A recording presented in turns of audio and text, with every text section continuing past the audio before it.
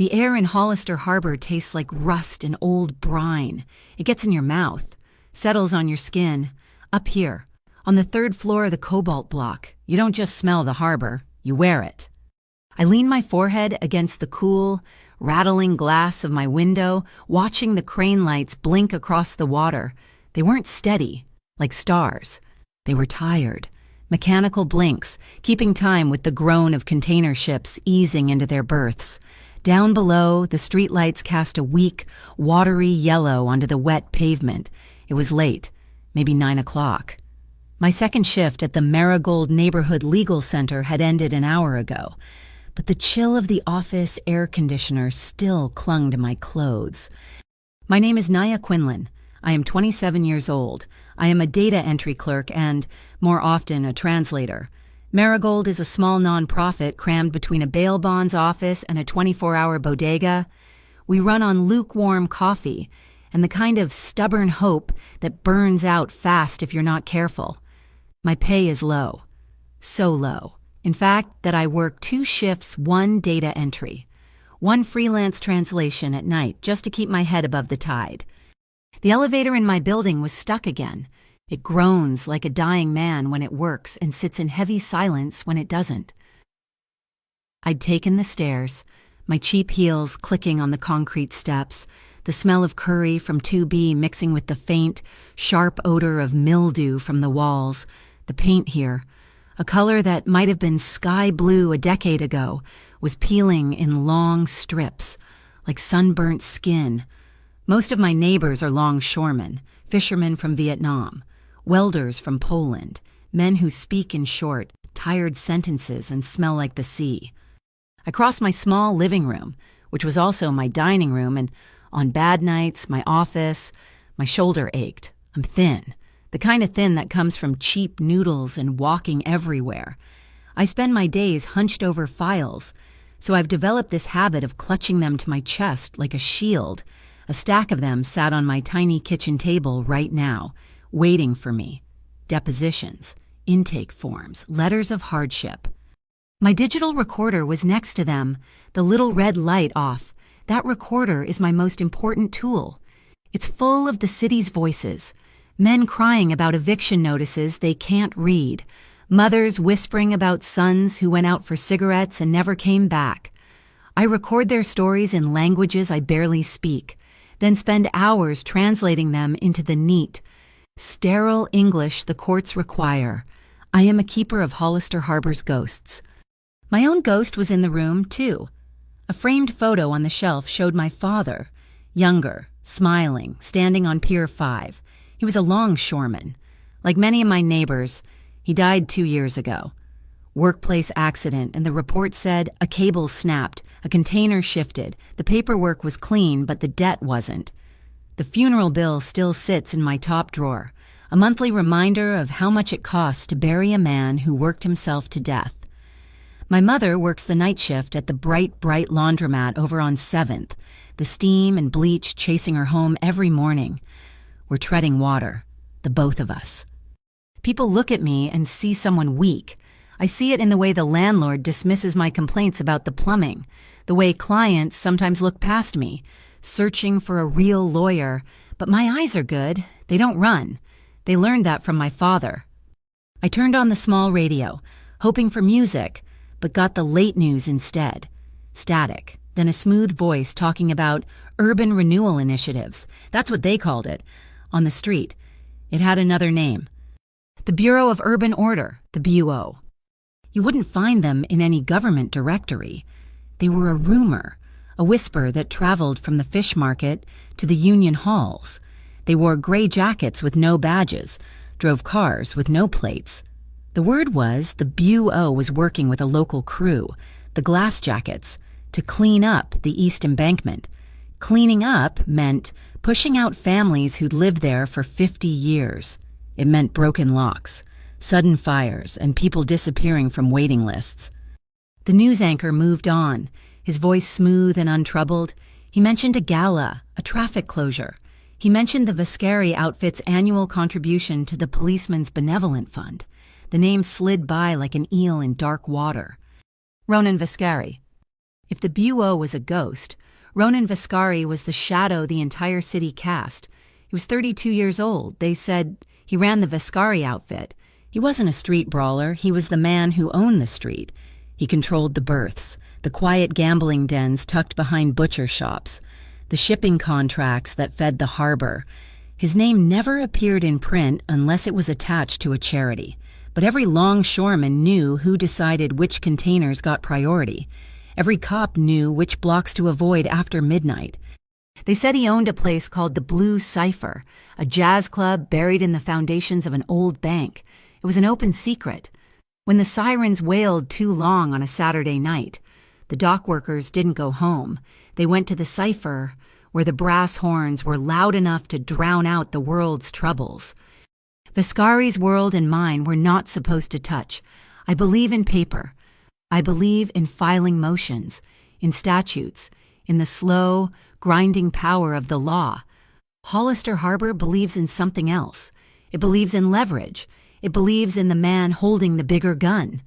We were two different orbits, spinning around the same dying star.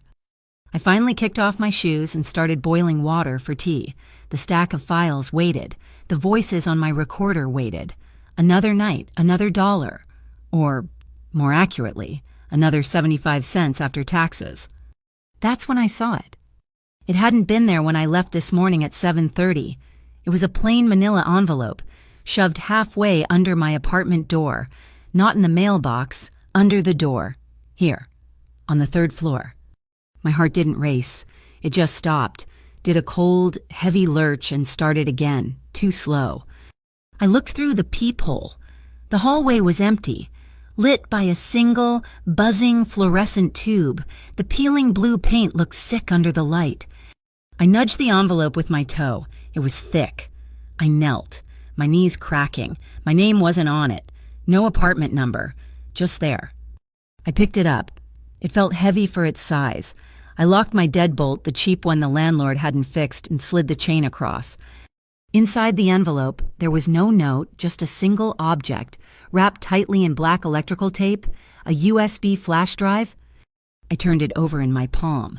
The tape was gritty, applied with clumsy, urgent hands, scratched onto the plastic casing of the drive itself, with what looked like a pin, was a single, shaky line of text. For someone who listens. I stared at it. This wasn't a client drop. My clients brought me crumpled eviction notices and tear-stained utility bills. They didn't bring encrypted data. This felt different. This felt like the street. This was the kind of thing that got people cleaned up by men in gray jackets. This was the kind of trouble that didn't go away with the right paperwork. I should have thrown it away. I should have dropped it down the building's incinerator chute, let it burn with the day's garbage. I should have turned on my recorder, translated the story of a fisherman denied his insurance claim, and forgotten this object ever existed. I stood there for a long time. The kettle started to whistle. A high, thin scream in the quiet apartment. The city hummed outside my window. A ship's horn, a distant siren.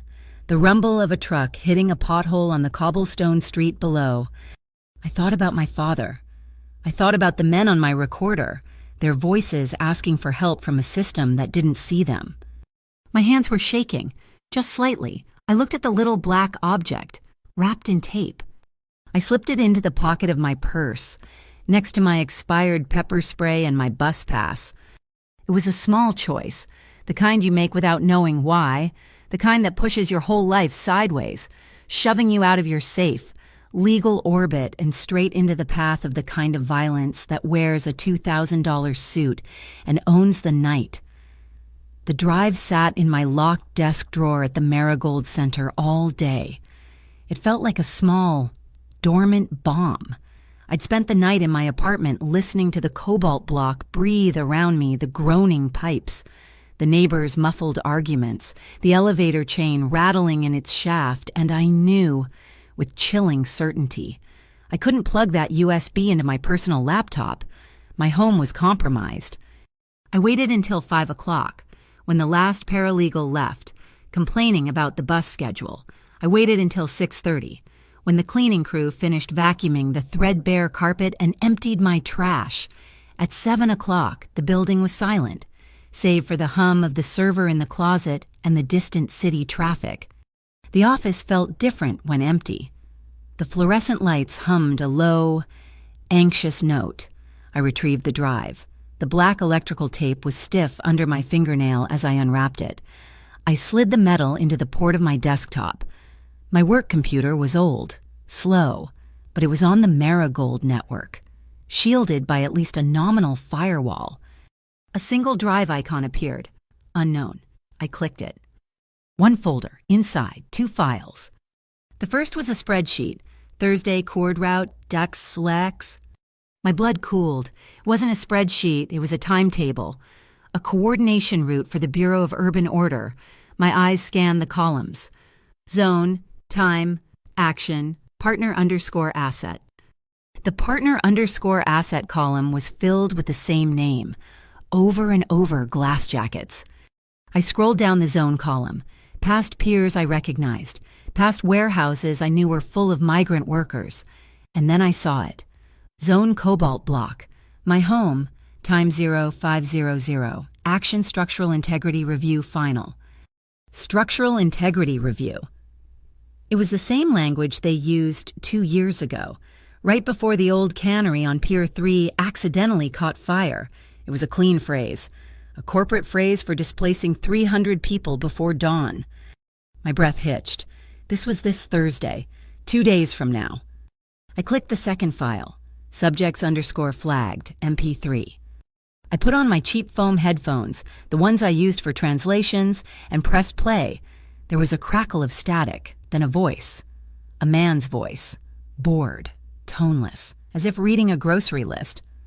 Aponte Hector, Unit 2, C. Witness Pier 5 incident, non-compliant. I froze. Hector Aponte. He was my client. I was handling his disability claim. He'd been on the docks the day my father died. The voice continued. Petrovich Alina, Unit 4A, filing repeated complaints for utilities. Agitator. Mrs. Petrovich, I just helped her fill out the forms last week. Quinlan, Naya, Unit 3, G, Marigold Legal, compiling files. The voice read my name, my apartment number, my job. It named me as if I were a line item, an insect to be cataloged. Compiling files adverse to Ironvale redevelopment. Subject is destabilizing. My own voice, the one I kept locked on my digital recorder, felt very far away. These weren't just the city's ghosts. This was a kill list, and I was on it. I wasn't weak. I wasn't panicked. I was furious. This was the moment my father taught me about. The moment you stop running and you turn. My mind went sharp, the way it did during a complex deposition. I couldn't email this. I couldn't copy it to the server. They were watching Ironvale redevelopment. The name clicked. They were the silent partner funding the new luxury condos on the East Embankment, the ones the BUO and glass jackets were cleaning up for. I printed one copy of the spreadsheet. The old laser printer whined, sounding impossibly loud in the empty office. I took the pages, folded them small and tight. From the shelf, I pulled down a heavy, dust-covered legal text, Hollister Harbor Zoning Code, 1988. Using the box cutter from the supply closet, I made a neat, thin slice in the heavy cardboard of the back cover, creating a pocket. I slid the folded papers inside. A single piece of clear tape sealed the edge. It was invisible. I took my digital recorder, my life's work, my city's voices, and locked it in the bottom drawer of my file cabinet. I ejected the USB. It felt warm to the touch. I put it in my coat pocket, separate from my purse. The law wouldn't save Hector Aponte.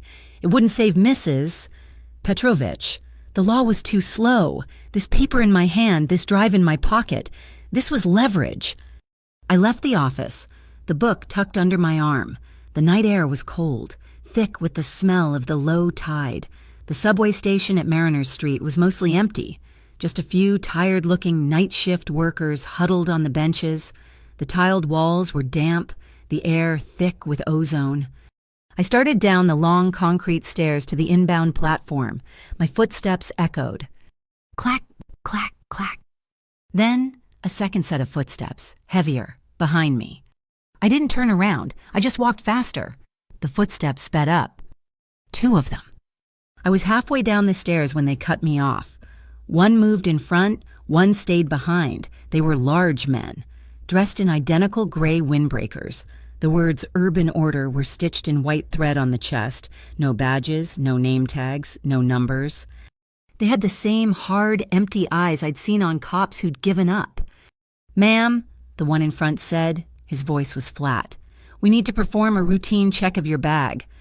"No," I said. My voice didn't shake. You aren't police. You have no authority." "We're with the Bureau," the one behind me said, his voice impatient. "Just give us the bag." "Show me a warrant," I said, clutching the zoning code book to my chest.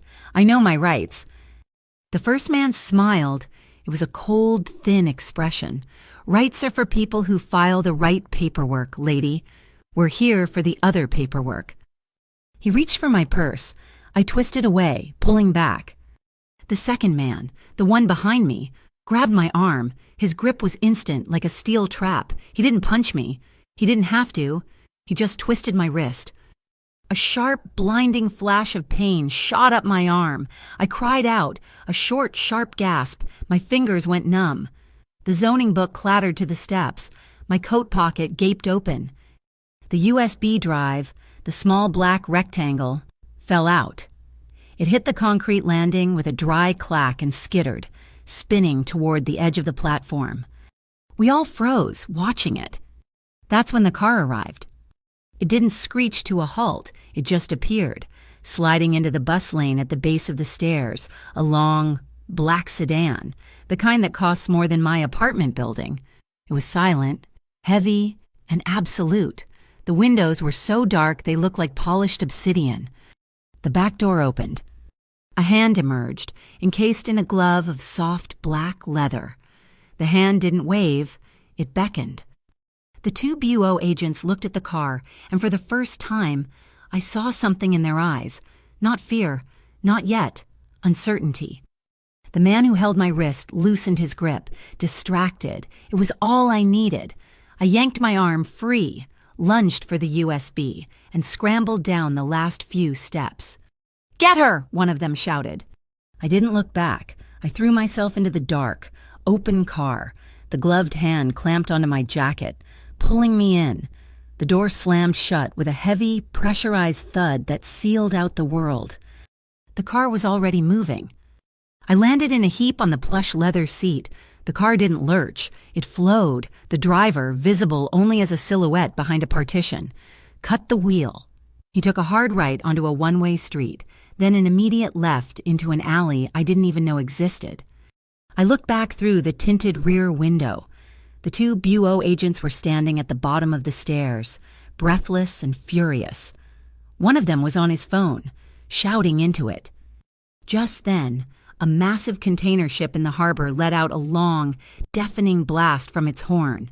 The sound vibrated through the car, swallowing the city, swallowing the man's angry shout. I fell back against the seat, breathing in ragged gasps. The car smelled like old leather and, strangely, expensive cologne. My wrist throbbed, a deep, sickening ache. A dark bruise was already forming on the pale skin. I wasn't alone.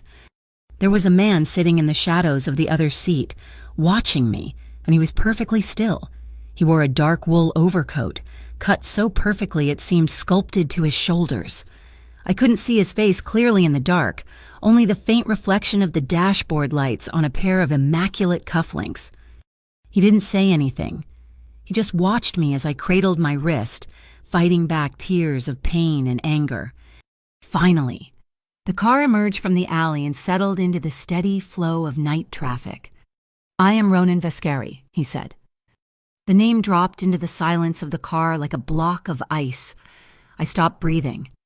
This was the man who owned the docks, the man who ran the blue cipher, the shadow.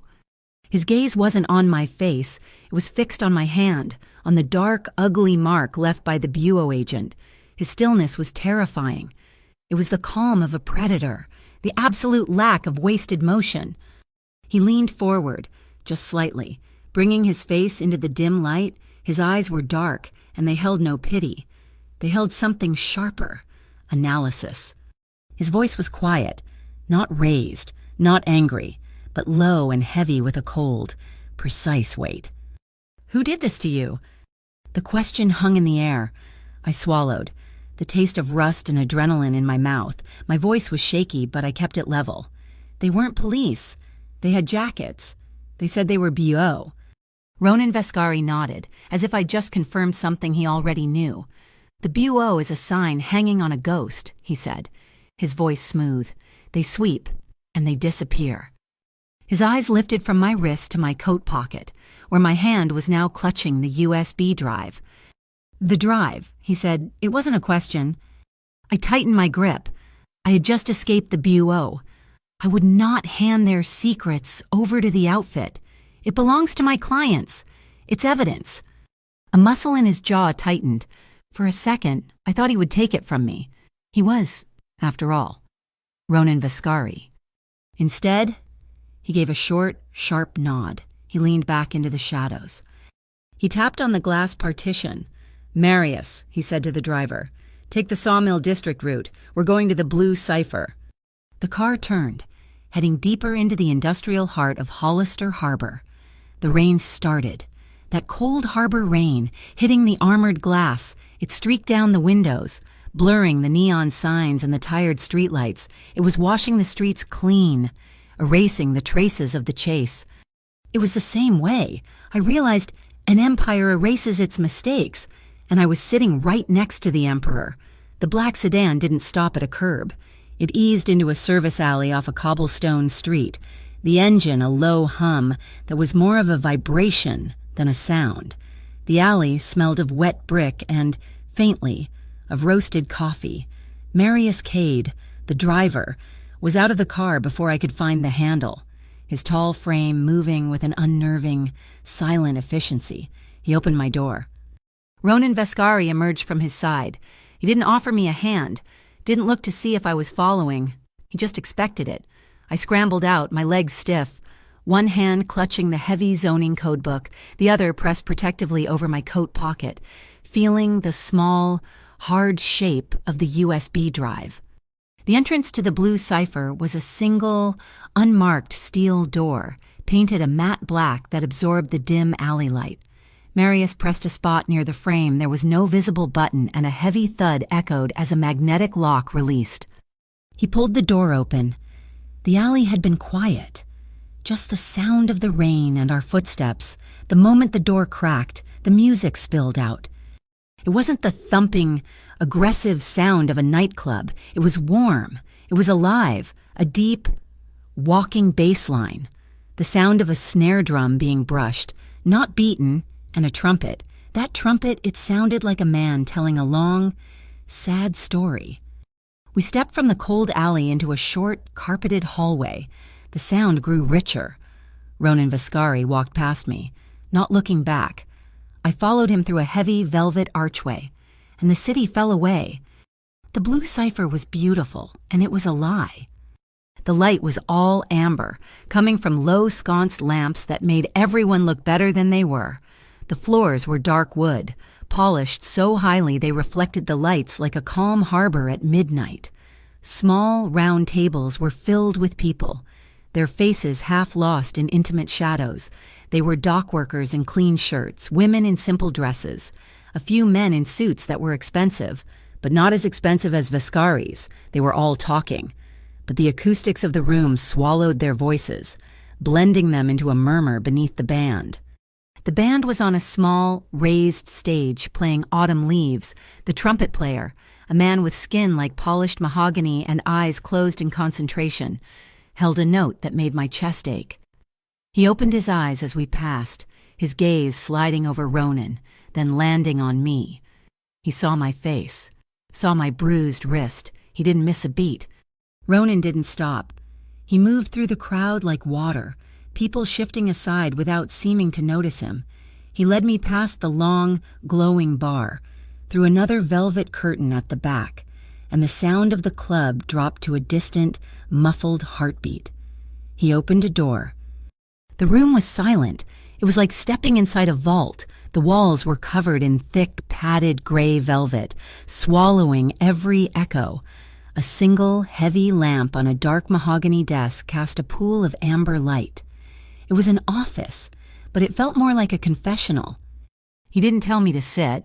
He just held out his hand. My heart hammered. This was it. He wanted the drive. But his hand wasn't aimed at my pocket. It was aimed at my shoulder. "Your coat," he said. I hesitated. The damp wool was my last piece of armor. I was cold, and my cheap blouse felt thin and inadequate under his gaze, but his eyes were not in the mood for an argument. I winced as I shrugged out of it, the movement sending a fresh jolt of pain up my arm. He took the coat from me. I expected him to toss it onto one of the leather chairs. Instead, he walked to a narrow closet, opened it, and selected a heavy, carved wooden hanger. He slid it into the shoulders of my coat, straightened the lapels, and hung it with a meticulous, almost surgical precision. It was the most menacingly polite gesture I had ever witnessed. It was an act of complete and total control. "I own everything in this room," the gesture said, "down to the way your cheap coat hangs." I stood in the center of the velvet box, cradling my arm. The bruise was darker now. A sickening, ugly purple spread across the pale skin of my wrist. "Marius," Vescari said, his voice quiet. Marius Cade was just there. He'd entered the room behind me without making a sound. He was built like a bridge support, and his suit jacket looked like it was struggling to contain his shoulders. "Boss, the kit and ice." "I'm fine," I said. The words sounded thin, even to me. "No, you're not," Ronan replied. He wasn't looking at me. He was looking at the bruise, as if it were a piece of evidence. Marius returned less than a minute later. He didn't bring a first aid kit and a plastic bag of ice. He carried a small, polished silver tray. On it was a crystal bowl of crushed ice, a bottle of antiseptic, and a stack of thick, folded linen cloths. Ronan dipped one of the cloths into the ice, wrapped it into a neat, tight compress, and held it out to me. I stared at his hand, the same hand that wore the black leather glove in the car. Taking it felt like a transaction, like I was accepting his protection, his terms. But the cold radiating from the cloth was a sharp promise of relief. "I can do it," I said, snatching it from him. I pressed the linen to my wrist, hissing as the frozen sting bit into the deep ache. I wouldn't give him the satisfaction of seeing me flinch. He watched me for a second, then gave a tiny nod, accepting my defiance. He turned to his right-hand man, the jackets. Marius's voice was a low rumble, like gravel settling at the bottom of a river. Not standard issue, not city, not state, not Fed, not private security. The lettering on the breast, its custom embroidery. High thread count. I ran the suppliers I know. Found a match. A rush order for 50 jackets. Billed 3 weeks ago. "Billed to who?" Ronan asked. "A holding company, Iron Vale Redevelopment." The name from the spreadsheet. My blood ran colder than the ice on my skin. They were connected. The BUO, the glass jackets, and the luxury condos. "Good," Ronan said. He sat on the edge of his heavy desk.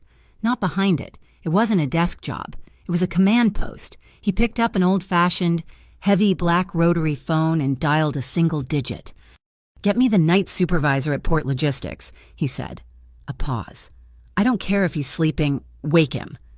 I realized with a jolt that the Port Logistics Department wasn't a real city agency. It was his agency.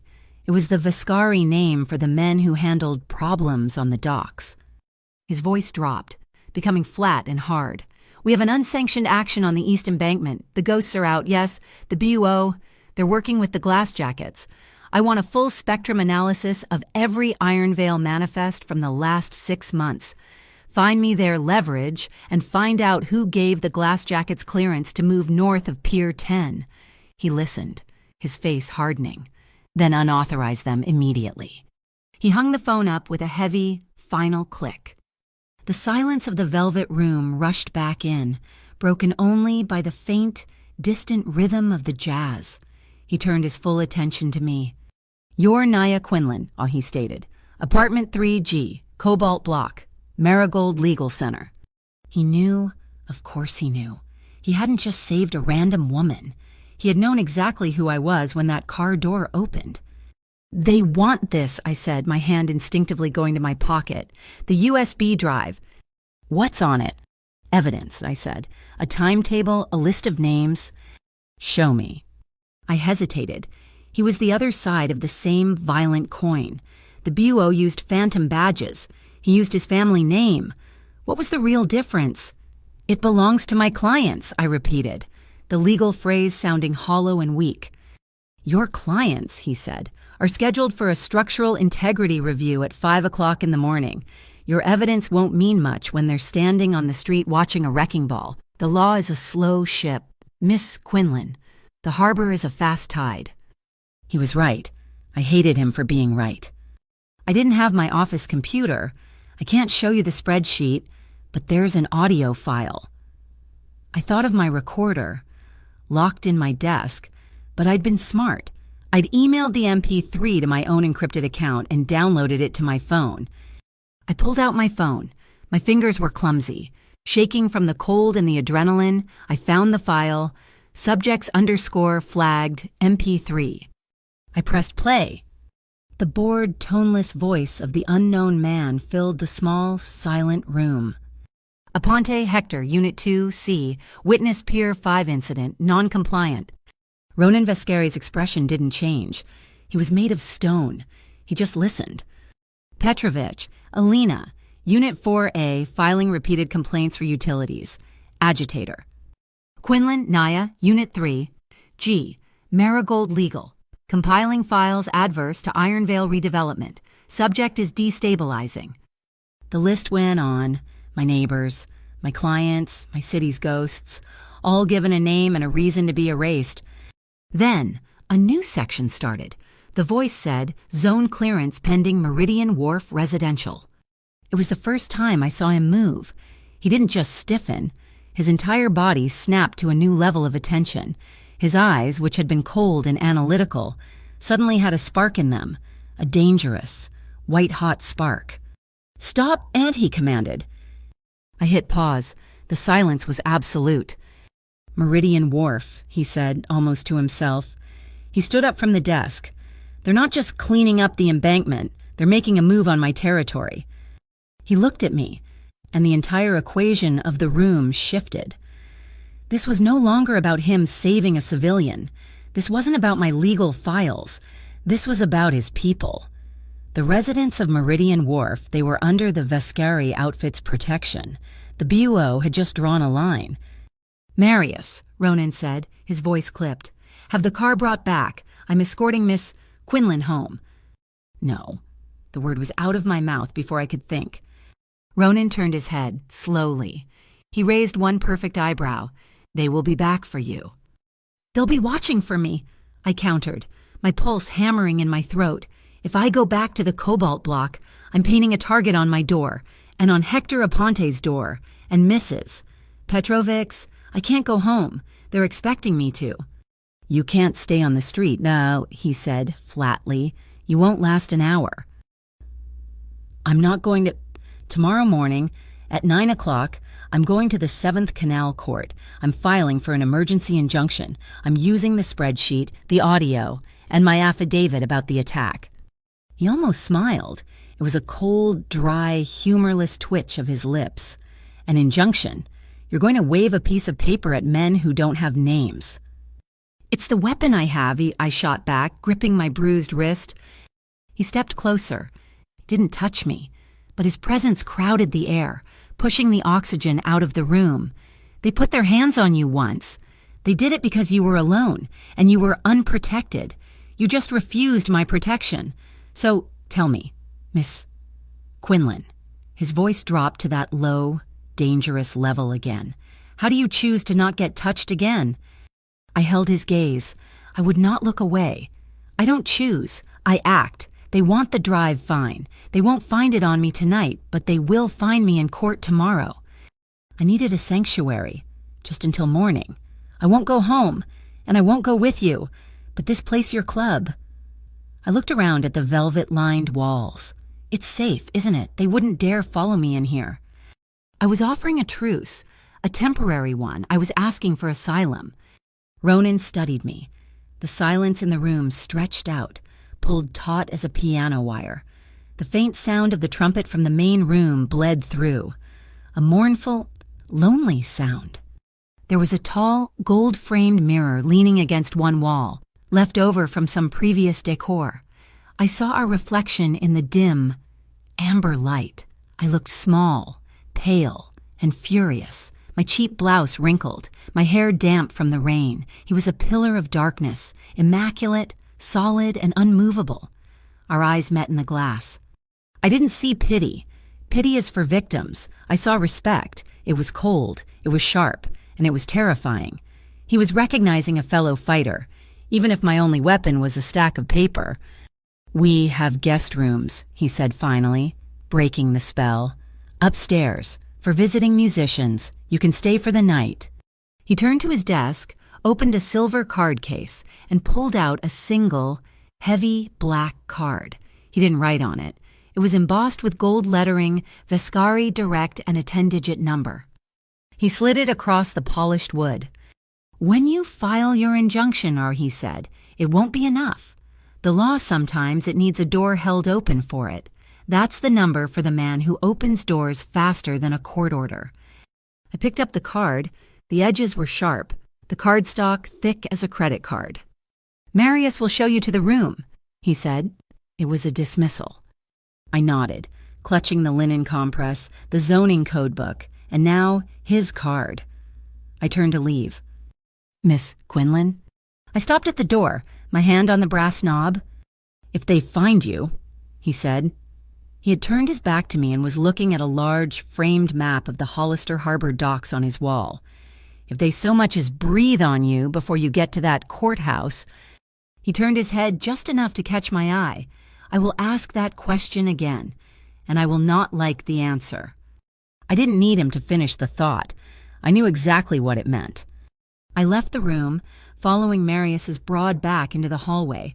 As the heavy door swung shut, the velvet sealing me off from him, the last thing I heard was the trumpet. It climbed the scale and held one long, high, piercing note, a sound that hung in the amber air like a warning to the whole damned city. I didn't sleep. Not really. The guest room Marius had led me to was quiet, tucked away under the roof of the blue cipher, and the bed was soft. But my mind was a racetrack. The Vescari Direct card sat on the antique nightstand, feeling heavier than a block of steel. I listened to the jazz music fade out around 3 o'clock, replaced by the deep, heavy silence of the protected building. At 5:23 in the morning, my phone, which I'd clutched in my hand all night, vibrated violently against my palm. A text message, Mrs. Petrovich from 4A. "They are here, gray jackets." My blood didn't just run cold, it froze solid. The spreadsheet had said 5 o'clock. They were late, but they were here. I was out of the bed in one motion. I didn't bother with the ice compress, which was now just a damp linen cloth. I grabbed the zoning code book, jammed my feet into my shoes, and ran. I flew down the back staircase, my footsteps echoing in the service corridor. The main club was dark, chairs stacked on tables, smelling of stale smoke and lemon polish. I shoved the steel door and burst out into the gray, misty alley. The air was raw. I didn't wait for a Vescari car. I ran to the main thoroughfare and flagged the first taxi I saw, a battered yellow sedan.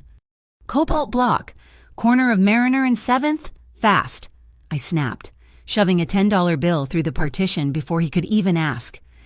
The driver muttered something about the early fare, but he drove. When we rounded the corner onto my street, my stomach clenched. It wasn't a police raid, it was a hostile takeover. There were 2 plain white moving vans parked illegally on the sidewalk, blocking the entrance. Men in those same gray urban order windbreakers were at the front door, flanked by younger, tougher-looking men in black utility vests, the glass jackets. They weren't just knocking, they were pounding on the reinforced steel door, a heavy, rhythmic boom that echoed off the brick facades. "I live here," I yelled, jumping from the taxi before it had fully stopped and sprinting past the line of men. "Hey, this is a restricted zone, lady," a glass jacket yelled. Stepping into my path, he was barely 20, with hard eyes and a shaved head. He put a hand on my shoulder to shove me back. I flinched so hard I nearly fell, a reflex from the night before. "Get your hands off me!"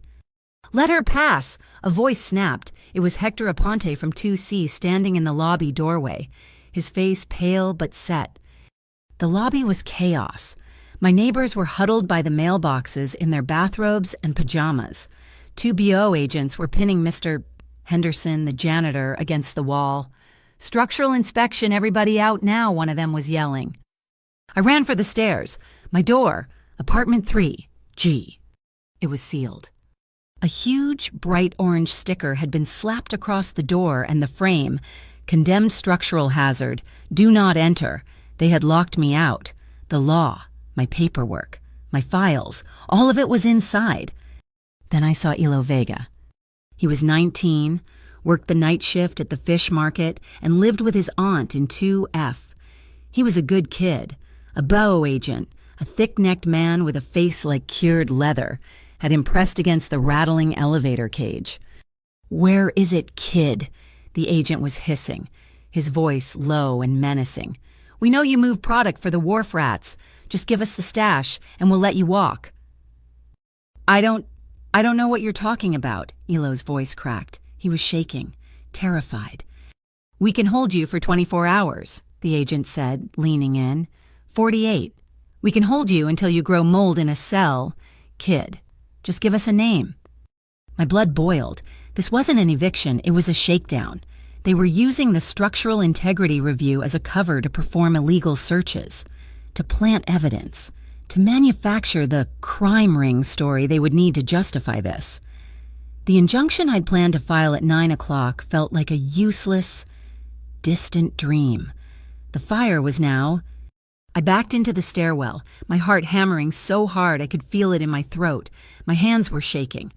I fumbled for my phone and the black card, Viscari Direct. I dialed the 10-digit number. There was no ringing, just a single, cold click. Yes. The voice was male, calm, and not Ronan's.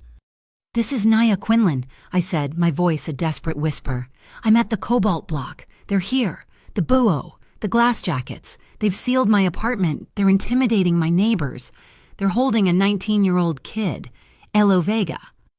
"Location confirmed," the voice said, as if I'd ordered a pizza. "A unit is 4 minutes out. What is the cover?" "Cover?" I blinked. "What do you mean?" "They are Buo? Who are we?"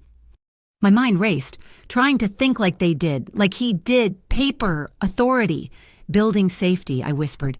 "No public health? Wait, the Waterfront Inspection Authority, number 12. "Understood. Authority number 12. Hold your position." The line went dead. It wasn't 4 minutes. It was 2.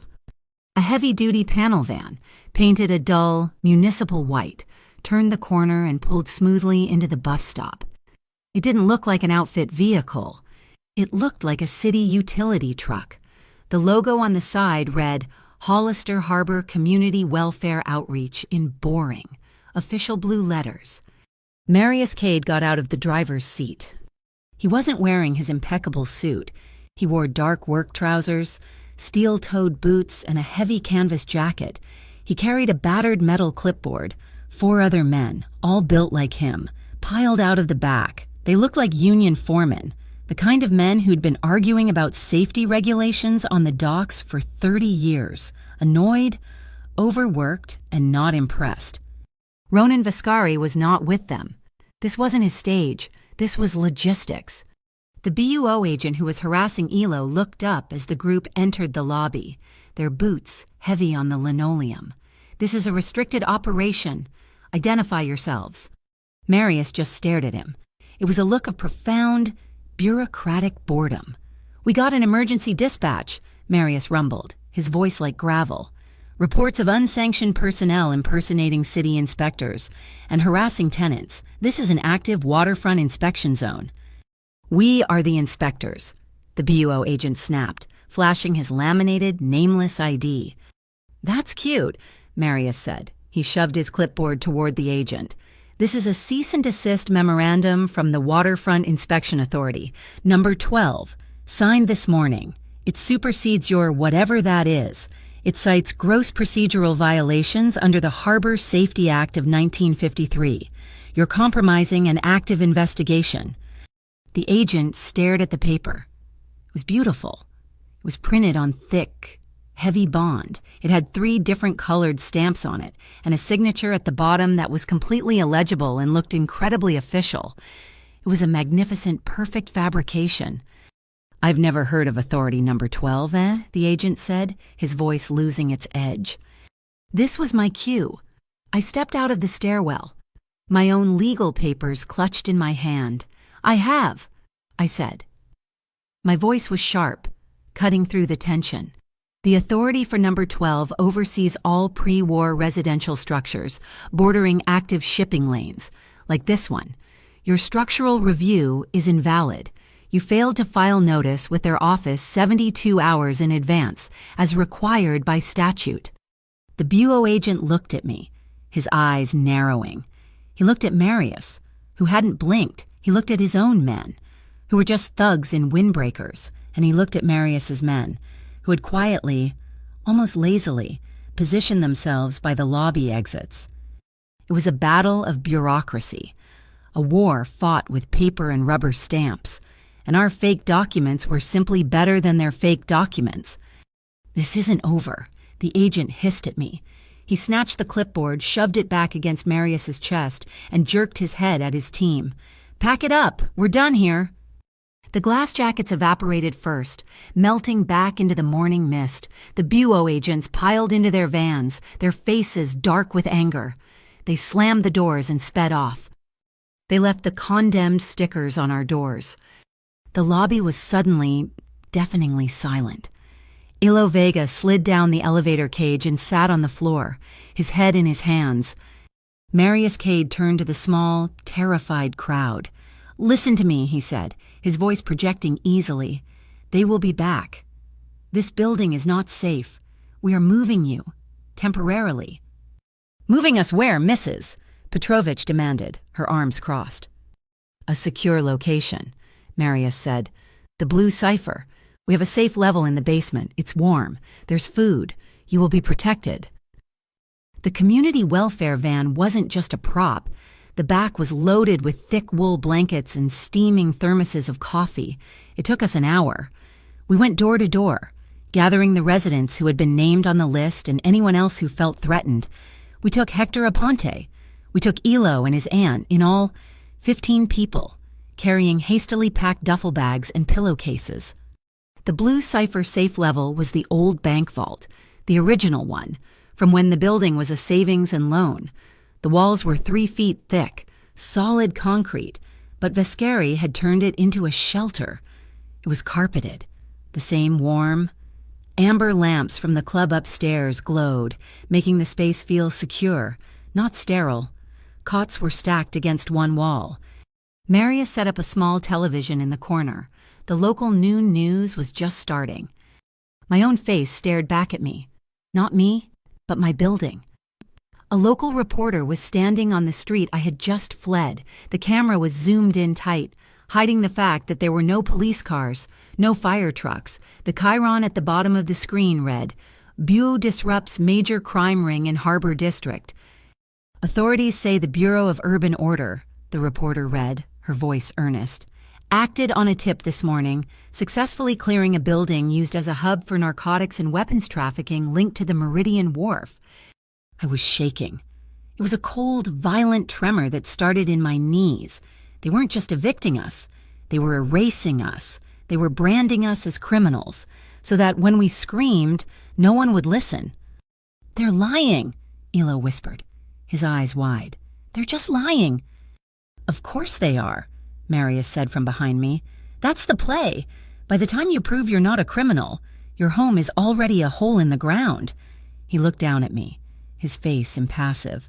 "So, Miss Quinlan, what's the counterplay? You want me to call a few journalists I own, or do you want to build a better case?" I looked at the terrified faces of my neighbors. A newspaper article would be denied by tomorrow. Evidence, I said, my voice hoarse with rage. I want evidence. Good choice. He gestured to a folding table.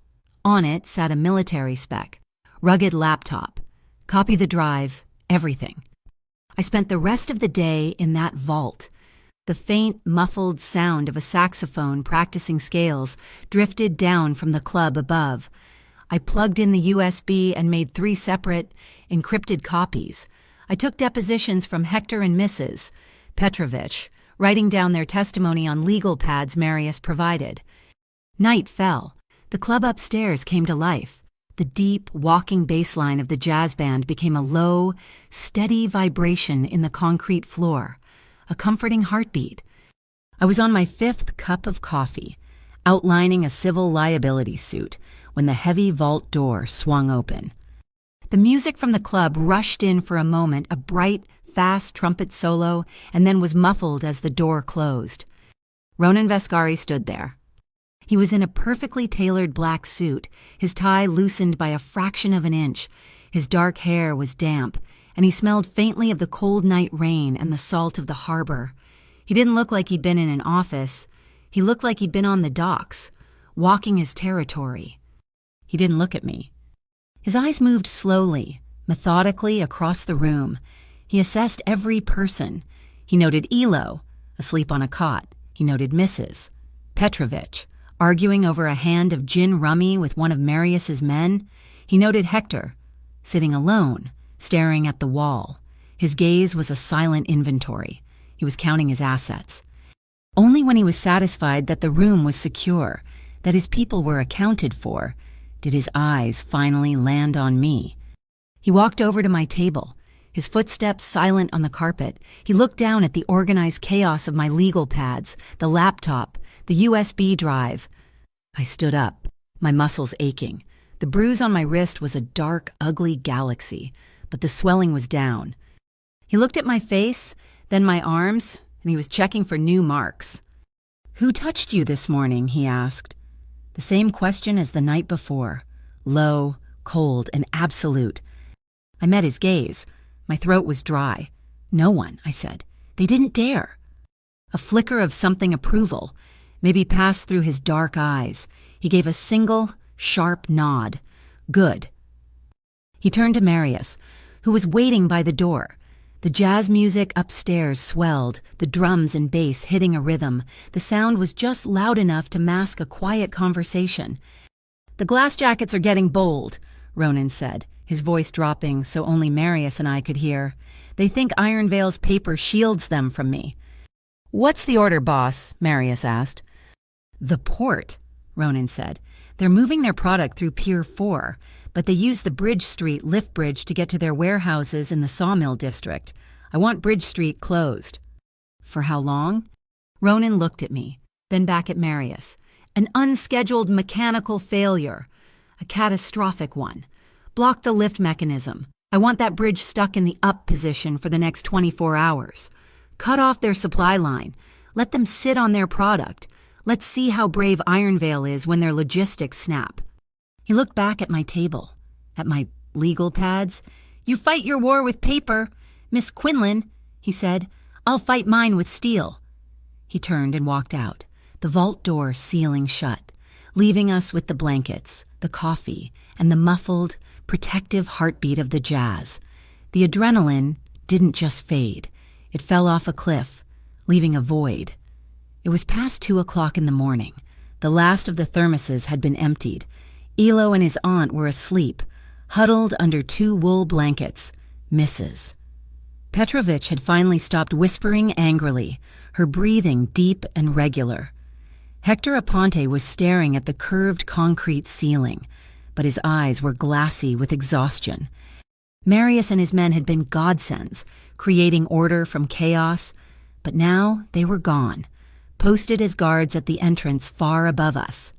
The vault was quiet, save for the hum of the ventilation and the deep, muffled thump-thump-thump of the bass line from the club overhead. I was leaning against a section of the wall that was still warm from a nearby utility pipe. My legs felt like they were full of wet sand, My legal pads were stacked. My laptop was closed. My evidence was copied. But the fight had drained me. The heavy vault door, which I thought was sealed, opened with a faint, oiled click. Ronan Vescari stepped inside. He had returned, or perhaps he had never been far. He was no longer in his suit, but in a dark, simple cashmere sweater and dark trousers. He looked less like a boss and more like a man. But the stillness was the same. He carried 2 steaming mugs. He didn't approach me directly. He walked to the small folding table, set one mug down, and then walked over to Hector. He spoke in a low voice, too quiet for me to hear. He offered the other mug. Hector looked up, surprised, and took it. Ronan said something else, and Hector, he nodded. A small, slow gesture of trust. Ronan turned and came toward me. He stopped a few feet away, a polite, respectful distance. He didn't crowd me. He just waited. I pushed myself off the wall. The silence stretched, filled only by the distant, muted jazz. "I still believe in the law," I said. My voice was a rasp, thin with exhaustion. He watched me, his face unreadable in the amber light. "I believe in paper, in judges, in the order of it." I looked at the sleeping forms of my neighbors, but I was going to file an injunction at 9 in the morning. By then, Ela would have been in a holding cell, or worse. We would have been nothing but a line item on a police report, a footnote. I finally met his eyes. "Tonight. If it wasn't for you, if it wasn't for your order, we would have been erased." He didn't take credit. He didn't say, "I told you so." He just watched me, and the shadows in the room seemed to deepen. "Order is just a wall," he said, his voice quiet. "The law is a wall. The outfit is a wall. It just depends on which side you're on, and how high the bricks are stacked." He leaned against the table, mirroring my own exhausted posture. "When I was 20, he said, "the Gull Rock warehouse on Pier 9 caught fire. It was full of imported textiles, and about 30 workers who were living there, off the books." My breath caught. I knew the story. It was a city tragedy. "The fire department was slow," he said, his voice flat, devoid of emotion. "Their trucks had engine trouble. They had map confusion. The owner of the warehouse, a man who sat on 3 city boards, had filed for bankruptcy the day before. The insurance payout was significant, but he needed the inventory gone." He looked at his own hands, as if seeing them for the first time. "I was there, on the docks. I pulled 3 people out before the roof came in. I watched the city's order stand by and let 17 people burn to death, all for paper, all for a check." He looked back up at me, his eyes dark, holding a cold, old fire. "I learned that night that the city's order isn't for people like us. It's for the people who own the paper. So I built my own. I built a wall that protects the wharf, not the insurance claims. I don't trade in paper, Miss Quinlan. I trade in loyalty, and I pay my debts." The silence that followed was heavier. He had given me a piece of himself. I had to offer one in return. "My father," I said, my voice barely a whisper. "He was a longshoreman, Pier 5. The day he died, they called it a workplace accident. A container cable snapped." Ronan's stillness became absolute. "I was 19. In college, I tried to get the file from the Port Authority," I continued, tasting old ash in my mouth. "They said I wasn't next of kin, not directly. My mother was too broken to fight. By the time I graduated, got my paralegal certificate by the time I knew how to file, the paperwork was gone. The case file, the accident report, the witness statements, it was all archived, which means it was erased." Ronan's jaw was a hard, tight line. His mouth was a thin, unforgiving slash in his face. He said nothing, but the muscles in his forearms tensed under the cashmere. "So I fight with paper," and I whispered, tears blurring the amber lights, "because it's all I have. It's the only thing I have to stop them from erasing us." He pushed off the table. He took one step, then another. He stopped right in front of me, close enough that I could feel the warmth radiating from his body. He didn't touch me, but his voice, when he spoke, was not cold. It was soft. It was raw. It was a vow. "I will not let anyone erase you again. My breath stuttered. He was too close. The air between us was electric, thick and heavy. He looked at me, his gaze intense, and I felt like he was seeing every crack, every weak point, every bit of fear I'd hidden. He lifted his hand slowly, as if not to startle me. He didn't touch my face. He didn't touch my arm. He placed his hand flat on the table, next to my hip. His arm, solid and strong, formed a barrier. He wasn't blocking me in. He was shielding me. He had created a small, safe space in the world, a tent just for me. I looked down at his hand. The mug he had set down earlier was still steaming, a simple ceramic cup of broth or tea. I picked it up, my hands shaking. I didn't drink. I just needed the warmth. I was so tired. I bowed my head and pressed my cheek against the warm, smooth ceramic. It felt like the first safe, warm thing I'd touched in days. I closed my eyes. I just breathed. I heard his breath change. It wasn't sharp, like mine. It just slowed, deepened. He watched me, and the simple, quiet act of me resting against the mug seemed to drain the violence from him. He was just a man, watching a woman, in a quiet room. It was a moment of rare, impossible peace. I opened my eyes and looked up. He was already looking at me. His eyes were not the eyes of a Mafia boss. They were just his. I didn't know how to say thank you. The words were too small.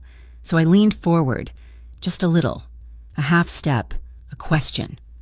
He met me. He leaned in, closing the other half of the distance. His choice, matching mine. His lips touched mine. It wasn't a kiss of passion. It was a kiss of gratitude. It was a kiss that said, "I see you. I'm here. You're not alone." It was as gentle as his voice and as solid as his promise. It tasted of salt and the night air and the faint, bitter trace of coffee. Then it changed. It deepened. The gratitude became something else, a vow, a seal.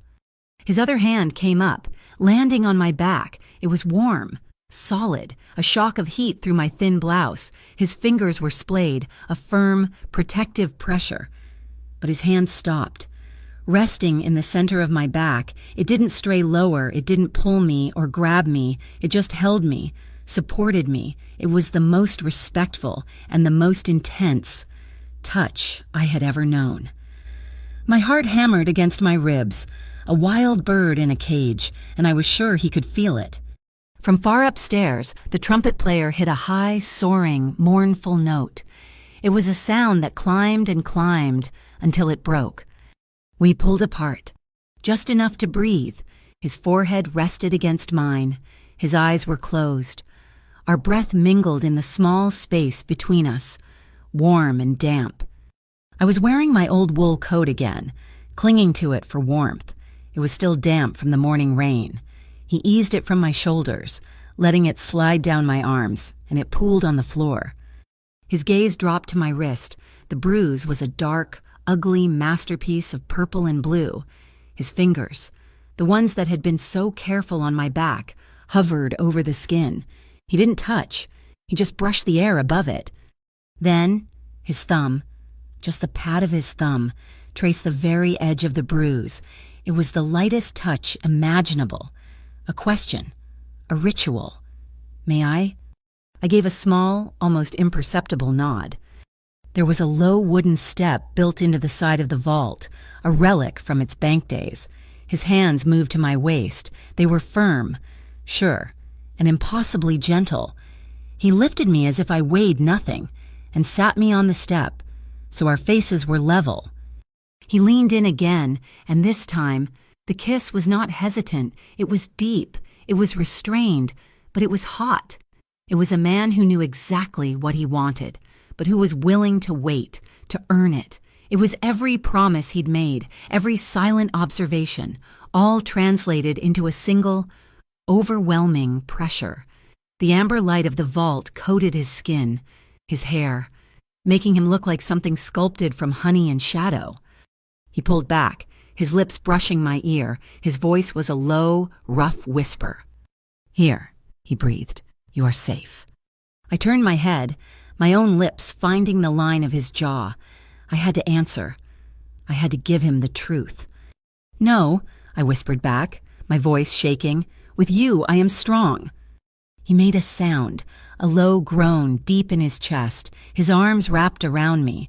Pulling me tight against his chest, I buried my face in his sweater, which smelled of him, of safety, of strength. The heavy vault door was sealed. The city, the bureau, the entire world was locked out. The only sound was the muffled, distant call of the trumpet, and the sound of our breathing, finally falling into the same rhythm. It was just a shadow, him and me, holding each other in the warm, amber light of the vault. It wasn't an escape, it was a fortress. 2 nights later, I was a lie. The woman in the mirror was not Nia Quinlan. Nia Quinlan wore practical shoes and blouses that were one size too big. She smelled like cheap office coffee and paper. This woman, the one staring back at me in the full-length mirror of the musician's guest room, was an imposter. She was wearing a dress the color of a deep bruise, a dark, heavy silk that clung to my body. It had been delivered in a flat black box. No note. It was Ronan's. My hair was pulled back in a way that made my cheekbones look sharp, and Marius's wife, a quiet, intense woman named Lena, had shown me how to apply makeup that hid the exhaustion and fear. The Meridian Academy Gala is the Beau's victory party. Ronan had told me, not in the vault, but in his office. He was back in his suit, the shadow boss, the master of his territory. They are celebrating the pacification of the East Embankment on my turf. At an event honoring my family's name, we are going to attend. It wasn't a question. It was a statement. I was his evidence. He was my shield. We were walking into the lion's den, dressed as lions. Anonymous donors, our name tags read. The ballroom at the Meridian Academy was a cathedral of old money. Chandeliers dripped crystal light. Waiters in white jackets moved silently, carrying trays of champagne. The air was thick with perfume and the sound of a string quartet. I spotted 3 city councilmen, the chief of police, and at least 2 judges I recognized from the courthouse. They were all smiling, shaking hands, patting each other on the back. Ronan Vescari moved through the room with an easy, lethal grace. He held a glass of champagne he never drank. His hand was a firm, possessive weight on the small of my back. He knew everyone. They knew him. They smiled, their eyes full of a respect that was 90% fear. "Mr. Vescari," a councilman said, his face slick with sweat. "A surprise to see you. We're so grateful for your family's continued support." "We all have an interest in the community, Councilman," Ronan replied, his voice a smooth, cold stone, especially in its order. His eyes scanned the room, a predator cataloging his territory. I felt like a prop, a beautiful, terrified, silk-covered prop. Then I saw him, the man from the stairwell, the one who had grabbed my wrist. He was not in a gray windbreaker. He was in a sharp $1,000 suit. He stood next to a projection screen at the front of the room, talking to a man with military short gray hair. I watched the man with the gray hair laugh, and he tapped the bureau agent on the chest, as if in congratulations. "That's him," I whispered, my voice tight. "The one who at the subway." Ronan's hand on my back tensed, his fingers pressing just slightly, a silent command. "I see him, and the man he's talking to, that is Selvero. He runs the bureau. He's the ghost." A soft chime rang, and the lights in the room dimmed. The councilman took the stage, standing at a podium. "And now," he beamed, "a short presentation on the successes of the Bureau of Urban Order, a testament to what we can achieve when public and private interests align for a safer Hollister Harbor." The large LED screen behind him flickered to life. It showed a map. It showed the East Embankment. It showed a picture of my building, the Cobalt Block. A new slide appeared, identified agitators and destabilizing elements East Embankment. And my blood turned to ice. It wasn't a list of names. It was a grid of faces, passport photos, driver's license pictures, grainy, illegal surveillance shots. I saw Hector Aponte's face, his eyes wide, taken from a distance. I saw Mrs. Petrovic's driver's license photo, grainy and enlarged. I saw 3 other clients from Marigold, their faces stamped with the same label, known agitator. "Ronan," I whispered, my throat closing. "That's my case file. Those photos, some of them I scanned them. They were in my computer at Marigold. They're from my client intake forms. This wasn't just the USB drive. This was my office. This was a leak from my side. Someone had copied my files. Someone at Marigold had betrayed us." The room, the people, the music, it all dissolved into a roar in my ears. The USB I'd received wasn't a warning. It was a setup. "We're leaving," Ronan said, his voice a low command in my ear. "It's a trap, isn't it?" I said, the realization hitting me like a physical blow. They knew we'd come. "Yes," he said, "and the front door is no longer an option." As if summoned by his words, the lights in the ballroom didn't just dim, they went out. It wasn't a flicker. It was an absolute, suffocating void of darkness. A woman screamed. A glass shattered. Ronan's hand left my back and clamped onto my forearm like a vice. "Stay with me. Do not make a sound." There was a crash from the back of the room, near the kitchens. Shouts, not from the guests. These were hard. Guttural barks. "Doors cover the doors." "Not the service exit," Ronan hissed. "They'll expect that. Kitchen, now." He pulled me. I stumbled, my stupid, borrowed heels sliding on the polished floor. He moved with a terrifying, certain speed, not toward any marked exit, but toward a curtained alcove I hadn't even noticed. He shoved the curtain aside, a narrow, dark hallway. In here, we plunged into the darkness behind us. The ballroom was erupting into chaos. I heard a man shout, "Where are they?" We ran. We burst through a set of swinging metal doors into the main kitchen. It was brightly lit, a stark, sterile white after the ballroom, and it was empty. No, not empty. 3 chefs and a dishwasher were on the floor, their hands bound with zip ties. The back door, the one that led to the loading dock, was wide open, and it was blocked. 3 men in black utility vests stood there, glass jackets. They turned as we burst in. "There!" one yelled. Ronan didn't hesitate. He didn't break stride. He shoved me to the left, toward a smaller door marked pantry. "Don't stop," he yelled, and he grabbed a heavy steel pot from a rack, spinning and throwing it with incredible force. It hit the first man in the chest, and he went down with a grunt. I scrambled for the pantry door. It wasn't a pantry, it was a staircase. "Up," he yelled, "right behind me." We clattered up the narrow wooden steps, emerging into another dark hallway. This one was old, dusty. A fire alarm bell started ringing, a deafening, frantic clang. We ran past guest rooms until we reached a door at the end of the hall. "Roof access." Ronan slammed his shoulder into it. It burst open, and we fell out into the cold, wet night. Rain was falling, a fine, misting drizzle that made everything slick. We were on the roof of the Academy's old wing, a sloped expanse of black tar. "This way, the fire escape," Ronan yelled, pulling me toward the edge. "I hear them," I cried. Looking back, 2 glass jackets were spilling out onto the roof, fumbling with flashlights. We reached the fire escape, a black wrought iron ladder clinging to the side of the brick building, slick with rain. "You first," he said.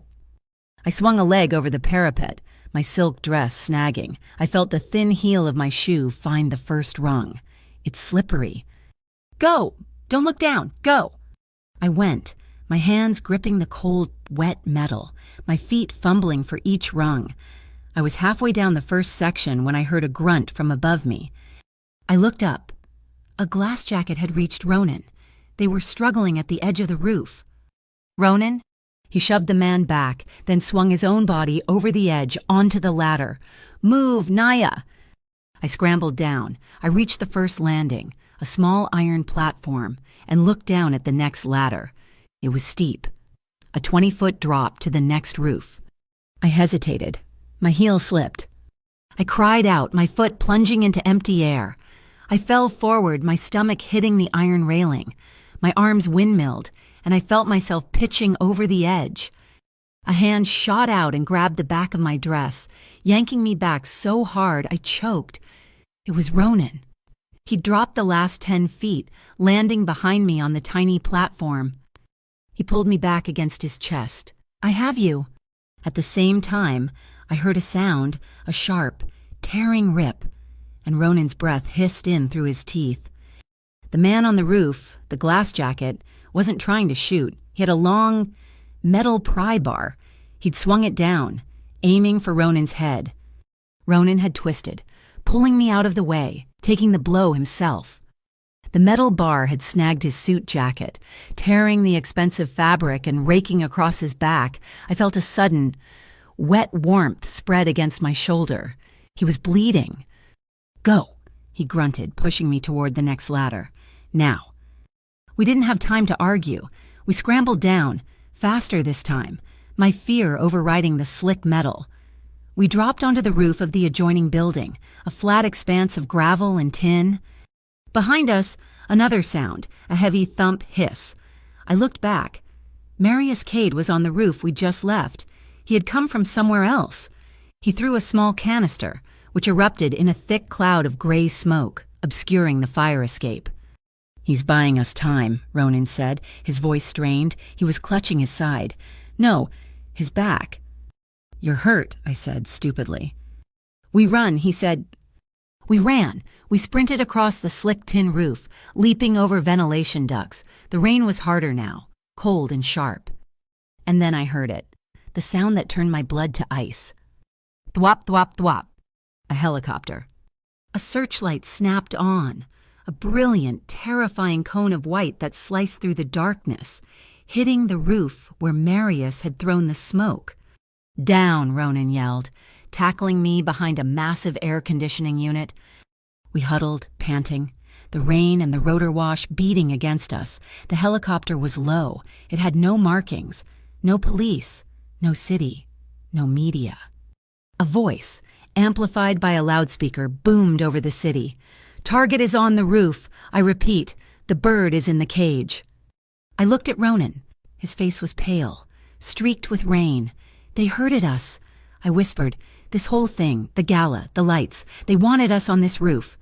"Selvero," Ronan breathed, his eyes scanning the dark. He pointed. "There, the church." Across a narrow alley, maybe 10 feet wide, was the dark, silent bulk of the abandoned St. Meridian Cathedral.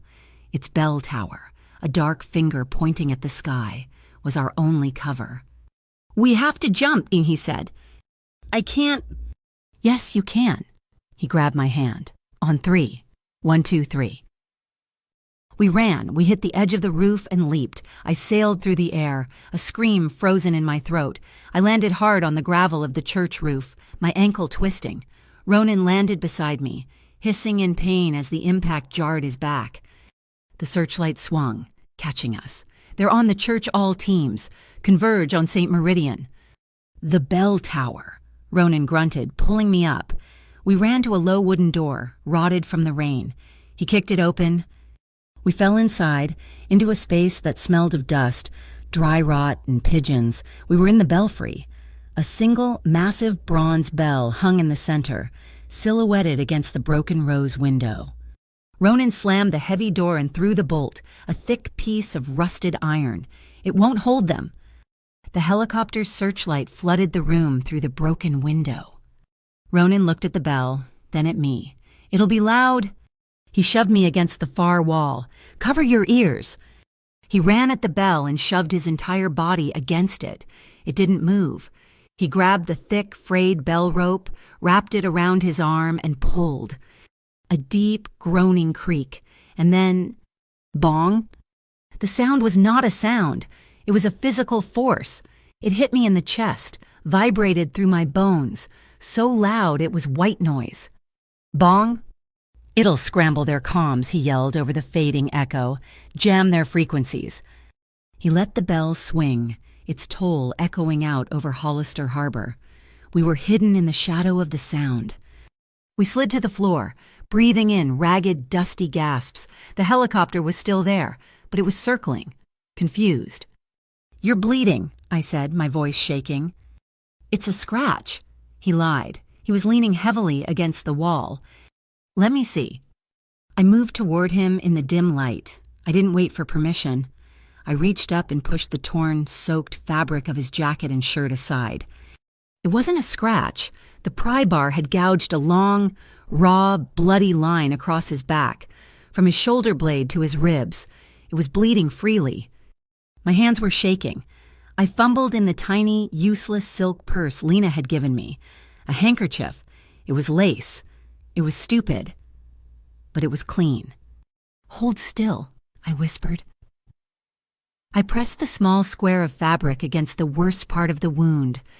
He hissed, his whole body tensing, but he didn't pull away. He just watched me. His eyes were dark, intense, his breath coming hard. You're shaking, he said. You're bleeding. We're a pair.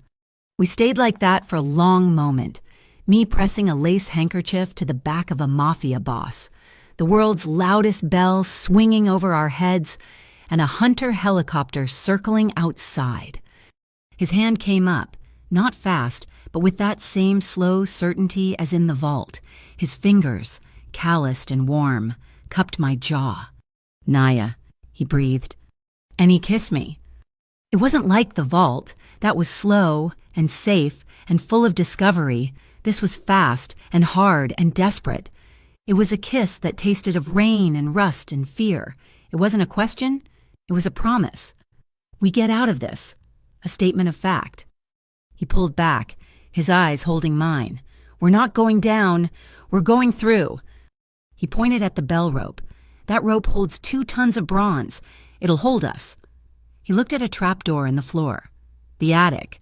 It leads to the parish house, and the parish house has an alley. He wrapped the thick rope around his hands, testing it. Hold on to me. Put your arms around my neck. Do not let go, no matter what. I did as I was told.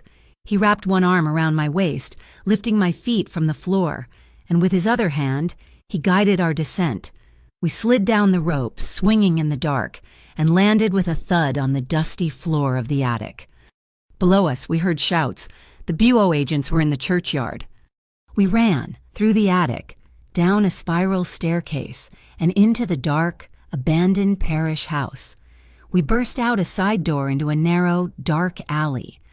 A white refrigerated truck, the kind that delivered meat, was parked there, its engine idling. Meridian Cold Storage, it read. The back door was open. Marius Cade stood there. You're late, he rumbled. We piled in. He slammed the heavy, refrigerated doors, plunging us into darkness. The truck pulled away, smooth and steady. We were safe. We had escaped. Back in the blue cipher, in Ronan's velvet-walled office, the sun was just starting to hint at rising. A quiet, grim doctor, the kind who didn't ask questions, was putting the last stitch in Ronan's back. Ronan sat on his desk, his bare back rigid, not flinching. I was wrapped in a thick wool blanket, holding a glass of brandy that I hadn't touched. The small TV in the corner was on, the sound muted. Salvero's face filled the screen. He was at the church, giving a press statement. The chyron read, "Police break up armed trespassers at historic church." Vero's mouth moved. Then a new chyron appeared, a breaking update from the field, and I saw my name. Suspect Naya Quinlan, linked to Meridian Wharf agitators, sought for questioning. They've elevated your priority, Ronan said, his voice rough. The doctor packed his bag and left. Ronan stood, walked over to the TV and shut it off. He stood for a moment, his back to me. He was looking at his wall, at the massive, detailed map of Hollister Harbor. He looked at the East Embankment. He looked at the Cobalt Block. He looked at the Meridian Wharf. His focus was a laser. Then, he took a single red thumbtack from his desk. He pressed it hard into the map. He didn't press it into the gala, or the church, or my apartment. He pressed it, with a hard, final thud, right into the address of the Marigold Neighborhood Legal Center. The traitor, he said, his voice quiet and deadlier than any bullet. Wasn't on the street. They were in your office. The red pin in the center of the Marigold Legal Center was a stake through the heart. My home was compromised. My office, the one place I believed in, the one place I thought was a sanctuary of law and paper, was the source of the leak. The photos of Hector and Mrs. Petrovich, the ones I had scanned myself, had been handed over. My trust was a broken window. "Salvaro," Ronan said, his voice quiet, pulling me from my shock. He was standing by the desk, his back still rigid from the doctor's stitches, but his mind was already miles away, waging a war. He's not just a ghost, he's a strategist. He didn't just chase us onto the roof. He herded us. He used my gala, my territory, to frame you. He used Gerda, I whispered, the name tasting like poison. Gerda Lynn, my boss, the woman who taught me how to file affidavits, who always had a spare dollar for the coffee fund. "He used your sanctuary to build his trap," Ronan corrected, his voice devoid of sympathy, "and now we use it to build ours." The next few hours were a blur of cold, precise action. The blue cipher, which had been a refuge, transformed into a command center. The vault was for my neighbors. Ronan's velvet-walled office became our war room. Ronan didn't just order, he conducted. He was on his rotary phone, not making calls to his capos, but to men I'd never heard of. Bridge tenders, port dispatchers, union foremen. Operation Float. He called it. It was brutal in its simplicity. "The BUO and glass jackets are moving men and hardware in unmarked vans," he explained, his finger tracing a line on the harbor map. "They use the main arteries, the Bridge Street lift, the Mariner Street overpass, the Canal drawbridge. They think they own the roads." He got the port dispatcher on the line. "This is Vascari. We have a mechanical failure, yes, a catastrophic one. I want all 3 bridges raised, simultaneously, at 4 o'clock. Cite a hydraulic fluid leak. Cite a counterweight imbalance. I don't care. Just get them up, and keep them up." It was a counter move, not of guns, but of steel and concrete. He was cutting the city in half.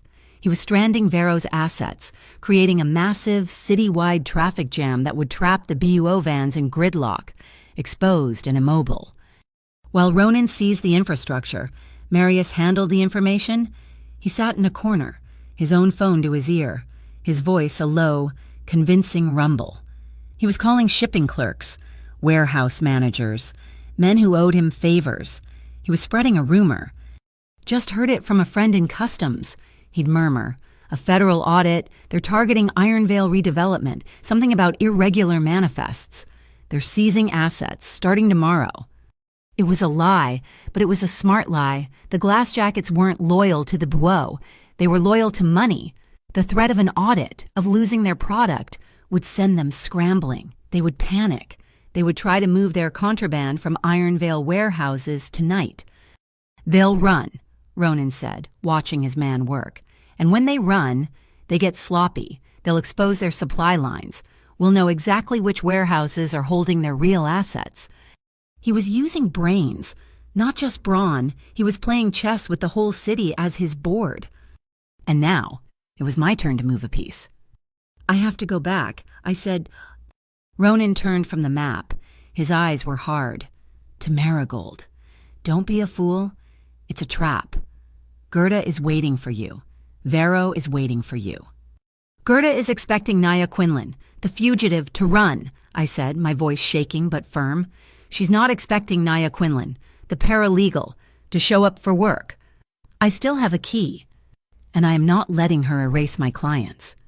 I needed to find the source, not just the name, but the proof. The red pin was an accusation. I needed the evidence. Ronan stared at me for a long, hard second. He saw the "no run" in my eyes. He nodded. "Once. Marius will drive you. You have 10 minutes. The Marigold Center was dark. It was 3 o'clock in the morning. Marius parked the refrigerated truck in the alley 2 blocks away. I moved like a ghost, using the skills I didn't know I had. I let myself in through the basement service door, the air damp and smelling of old files and toner. I didn't go to my desk. I went to the server closet, where the main network printer, a massive, humming Xerox, was kept. I logged into the admin panel. My fingers flew over the keys. Print job log. My heart stopped. There it was. User G. Lin. Time 02:14 a.m. The night of the gala. File NQ intake master client photos. Zip. She hadn't just given them a few names. She had zipped up my entire intake folder and sent it. But there was more. I looked at the metadata from the original USB drive, the one wrapped in tape. I'd copied it, analyzed it, the drive's internal timestamp. The machine ID it was formatted on. It matched. Xerox_basement_marigold. She gave me the drive. Gerda. She hadn't just betrayed me. She had started this. She had handed me the warning, pushed me into the street, knowing the bureau would see me, knowing they would. My stomach twisted. She had used me as bait. She had thrown me to the wolves to see which pack was stronger. I walked upstairs. The main office was dark, but a single light was on in the corner. Gerda's office. She was there, sitting at her desk, nursing a mug of tea, as if it were any other night. She looked up as I entered, and she smiled. It was a thin, tight, bloodless smile. "Naya," she said, her voice calm, "you look exhausted. I saw the news. It's terrible what they're saying about you." "You gave me the drive," I said. It wasn't a question. Her smile didn't waver. It was a test, to see if you were ready, to see if Ascari was... "You gave them my clients," I whispered, the betrayal a cold sickness in my gut. "You gave them Hector, Mrs. Petrovich." "We serve a mission, Naya," she said, leaning forward. Her eyes were bright, hard, like polished stones. "We are a non-profit. We run on donations, and our funding was drying up. Iron Vale Redevelopment offered us a grant, a substantial one. 6 figures. All we had to do was let the East Embankment go, focus our efforts elsewhere. It was a business decision." "That's not... Who do we serve, Naya?" She cut me off, her voice suddenly sharp as a knife. "The donors who write the checks that keep these lights on, or the law? The law is a luxury. I chose the mission." "You chose money." "I chose survival," she snapped. "I gave you that drive because I knew you wouldn't let it go. I knew you'd make noise, and I knew, eventually, you'd run into Viscari. He protects the Meridian Wharf. I needed him to take out the bureau. I needed him to solve my problem, so I could take Iron Vale's money and keep the embankment. I just needed a little leverage, a little chaos. You were my chaos, Naya." I stared at her, the woman I had admired. She had sacrificed us. She had sacrificed me. I turned and walked out. When I got back to the blue cipher, I was shaking with a cold. Pure rage. I told Ronan everything. He wasn't surprised. He just nodded. So we changed the game. I was no longer just a victim. I was a player, and I was learning the rules. "The bait," I said. "She thinks she's using me as bait. Let's make it real." The plan formed, a collaboration born of his ruthlessness and my knowledge of the system. I would send an email from my still active Marigold account, not just to Gerda, to everyone, to the court clerk, to the city council, to the reporter who'd run the false story. In it, I would state that Naya Quinlan, was submitting my evidence to the 7th Canal Court tomorrow morning at 9 o'clock sharp. Not a copy, the original USB drive. "They'll be there," Ronan said. "Vero will come for that drive. He can't let it be entered into evidence." "I know," I said, "but the drive I'm submitting won't be the real one." A slow, cold smile spread across Ronan's face. "It'll be a copy," I said, feeling a new, hard part of myself take over. "A poisoned copy, a file with a tracker. The moment Gerda, or Vero, or anyone at Iron Vale opens it, it will ping us. We'll have a digital trail, linking them all." Ronan provided the technology. His port logistics team wasn't just bridges and muscle. They had a tech expert. He gave me the poisoned file. But I had my own army. I couldn't trust Marigold, so I called my own network, the freelance translators, the late-night law students, the ones who, like me, lived in the cracks. We met in the vault. We worked all night. We built the Cobalt Block Community Preservation File. It was my masterpiece. It wasn't just my affidavit. It was Hector's testimony. which I'd transcribed in Spanish. It was Mrs. Petrovic's in Polish. It was Elo Vega's, raw and terrified, in English. It was a wall of testimony, a chorus of the harbor's forgotten voices. The vault was our war room. I had a blank concrete wall, and I was covering it in yellow Post-it notes. Motion to stay, affidavit Aponte, affidavit Petrovich, health code violation 21A, due process failure. I was building a legal fortress, brick by paper brick. Ronan stood beside me. He had his own map, the big one from his office, propped against the wall. He was adding his own markers, red pins. Bridge Street lift closed. Canal drawbridge closed. Glass jacket warehouse compromised. My Post-its were my soldiers. His pins were his, and on the wall of that vault, our two worlds. The world of law and the world of the outfit merged into one single, unified battle plan. "You can't file this over a public network," he said, tapping my stack of papers. "Vero is watching, Gerda is watching, they'll intercept it." He pointed to the laptop his tech guy had provided, the Shadow Line. It's the port's internal fiber optic network. It doesn't touch the public internet. It's my own private road. File your documents through this. The 7th Canal Court will receive them.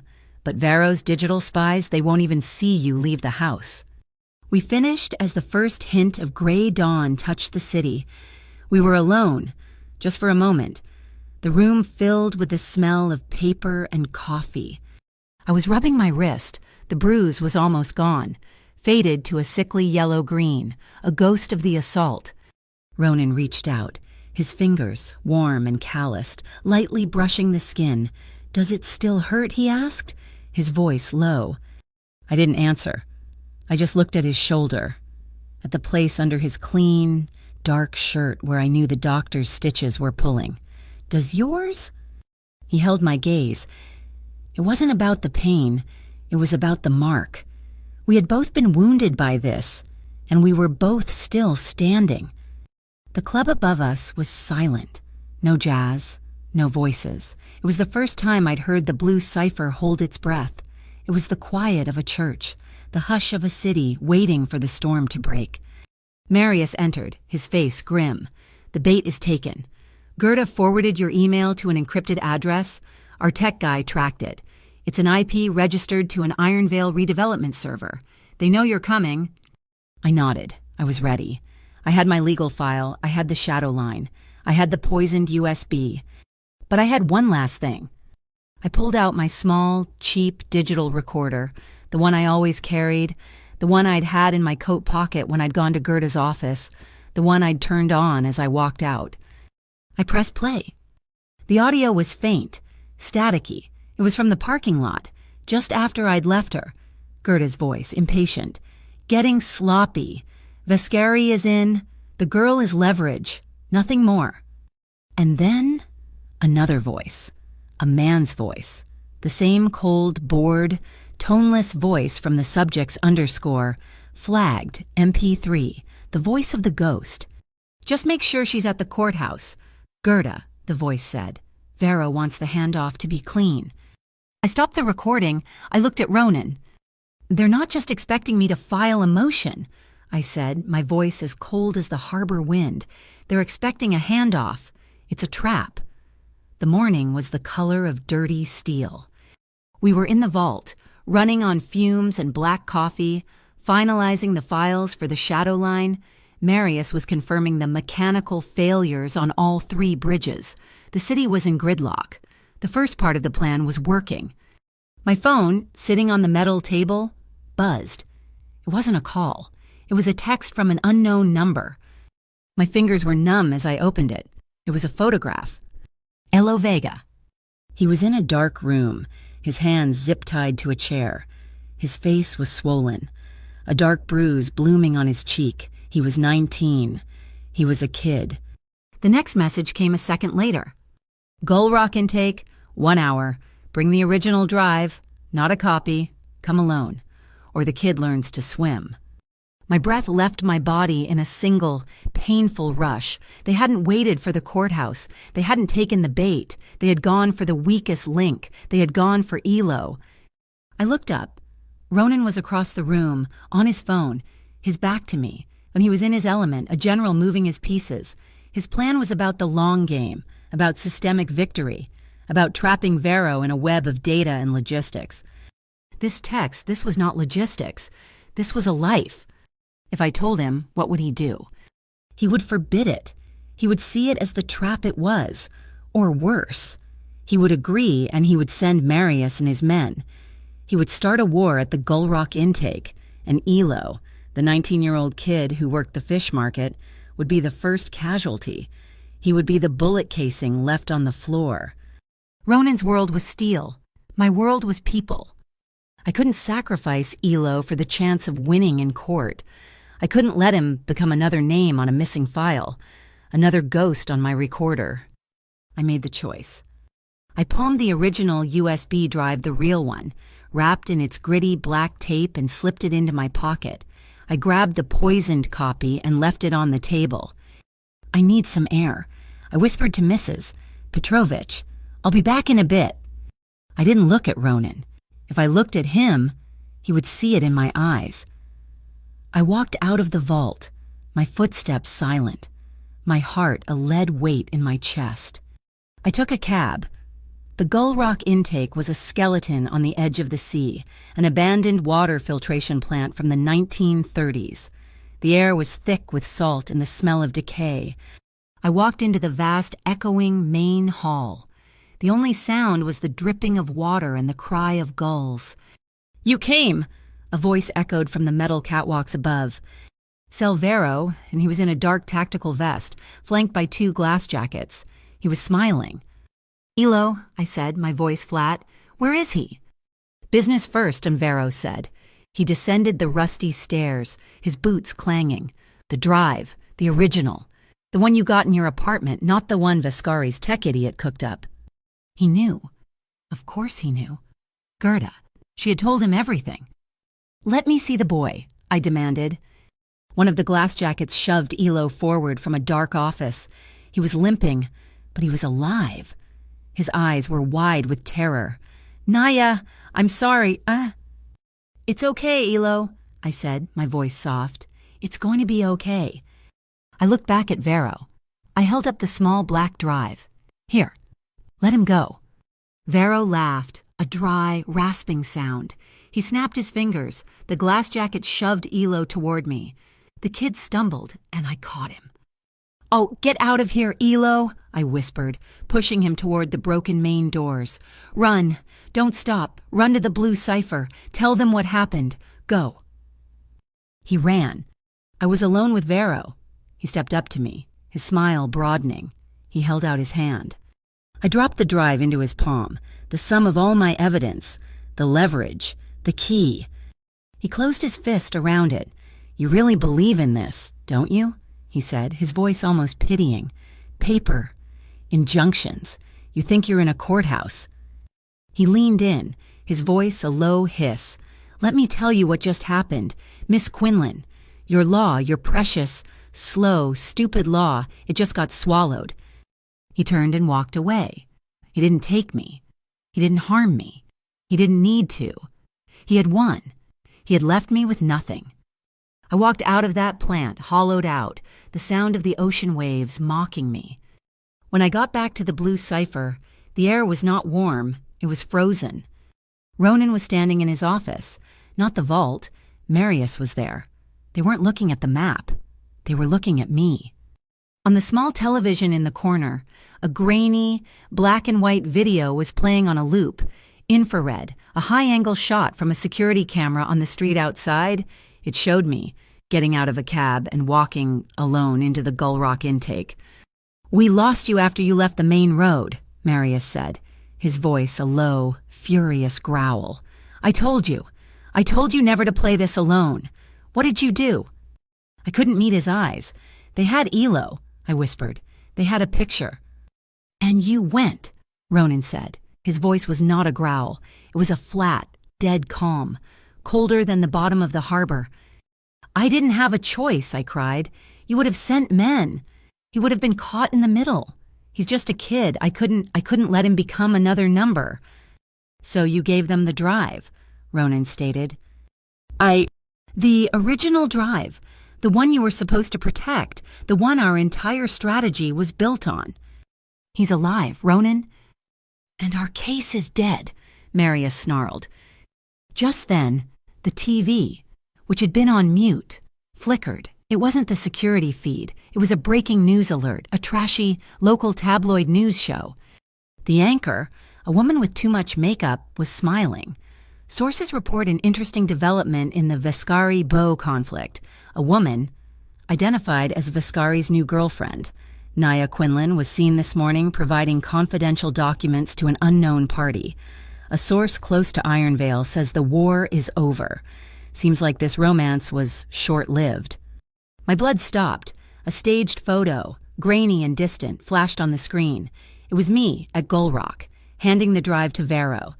It was framed to look like a deal, a betrayal. I looked at Ronan. His face was pale. He was staring at the map on his wall, at all the red pins, all the carefully laid plans, the bridges, the warehouses, all of it, rendered useless because I'd given up the very thing that made us a threat. He walked to the map, his hand, the one I had held, the one that had been so gentle, balled into a fist. He reached up, and he ripped the red pin, the one marking the courthouse 9 a.m. from the cork. He threw it on the desk. He turned to me. The warmth I had seen in his eyes in the vault, the respect, the fire, it was gone. All of it, replaced by a cold, polished sheet of ice. You put your faith in a man who wasn't here. The words hit me harder than any physical blow. They were quiet, precise, and they cut me to the bone. He wasn't just talking about Vero. He was talking about himself. He was saying I hadn't trusted him. And he was right. Tears, hot and sharp, welled in my eyes. I refused to let them fall. I cried without a sound, a silent, internal quake. I reached into my pocket. I pulled out the black embossed card, Vascari Direct, the key to his city, the door opener. I walked to his desk, my legs shaking, and I placed it on the polished wood, next to the discarded red pin. I had chosen Elo's life over Ronan's war, and in his world, that was a betrayal. I turned my back on him. It wasn't a surrender, I wasn't running, it was a tactical retreat. His way had failed. My way had failed. Now, I would find a third way. I walked out of his office. I walked past Marius's angry glare. I walked through the empty, silent jazz club, and I did not look back. I went back to Marigold. Not to my desk, to the basement. Gerda was gone. Vera was gone. They thought they had won. In the back of the supply closet, behind stacks of expired legal aid pamphlets, was an old, heavy piece of equipment, a manual inking machine used for fingerprinting. The ink pad was dry, but the bottle of deep, permanent, staining blue ink was still half full. They had my drive, they had my files, but I knew what they were going to do.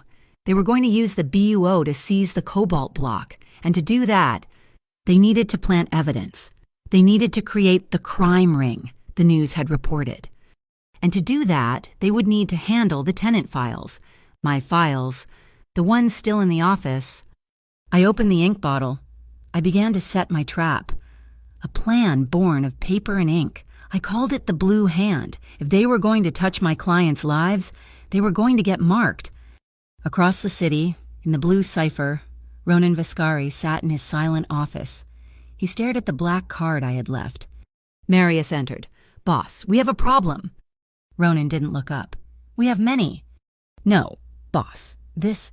Marius held out his hand. In his palm was a small, dark object, a button from his own jacket. "The stitching was off," Marius said, his voice tight. "Lena noticed it this morning, after the gala. Said it wasn't her work. I just cut it open." He turned the button over. Embedded in the back, small as a grain of rice, was a high-frequency, short-range microphone. Ronan's eyes, cold and dead, slowly lifted to meet Marius's.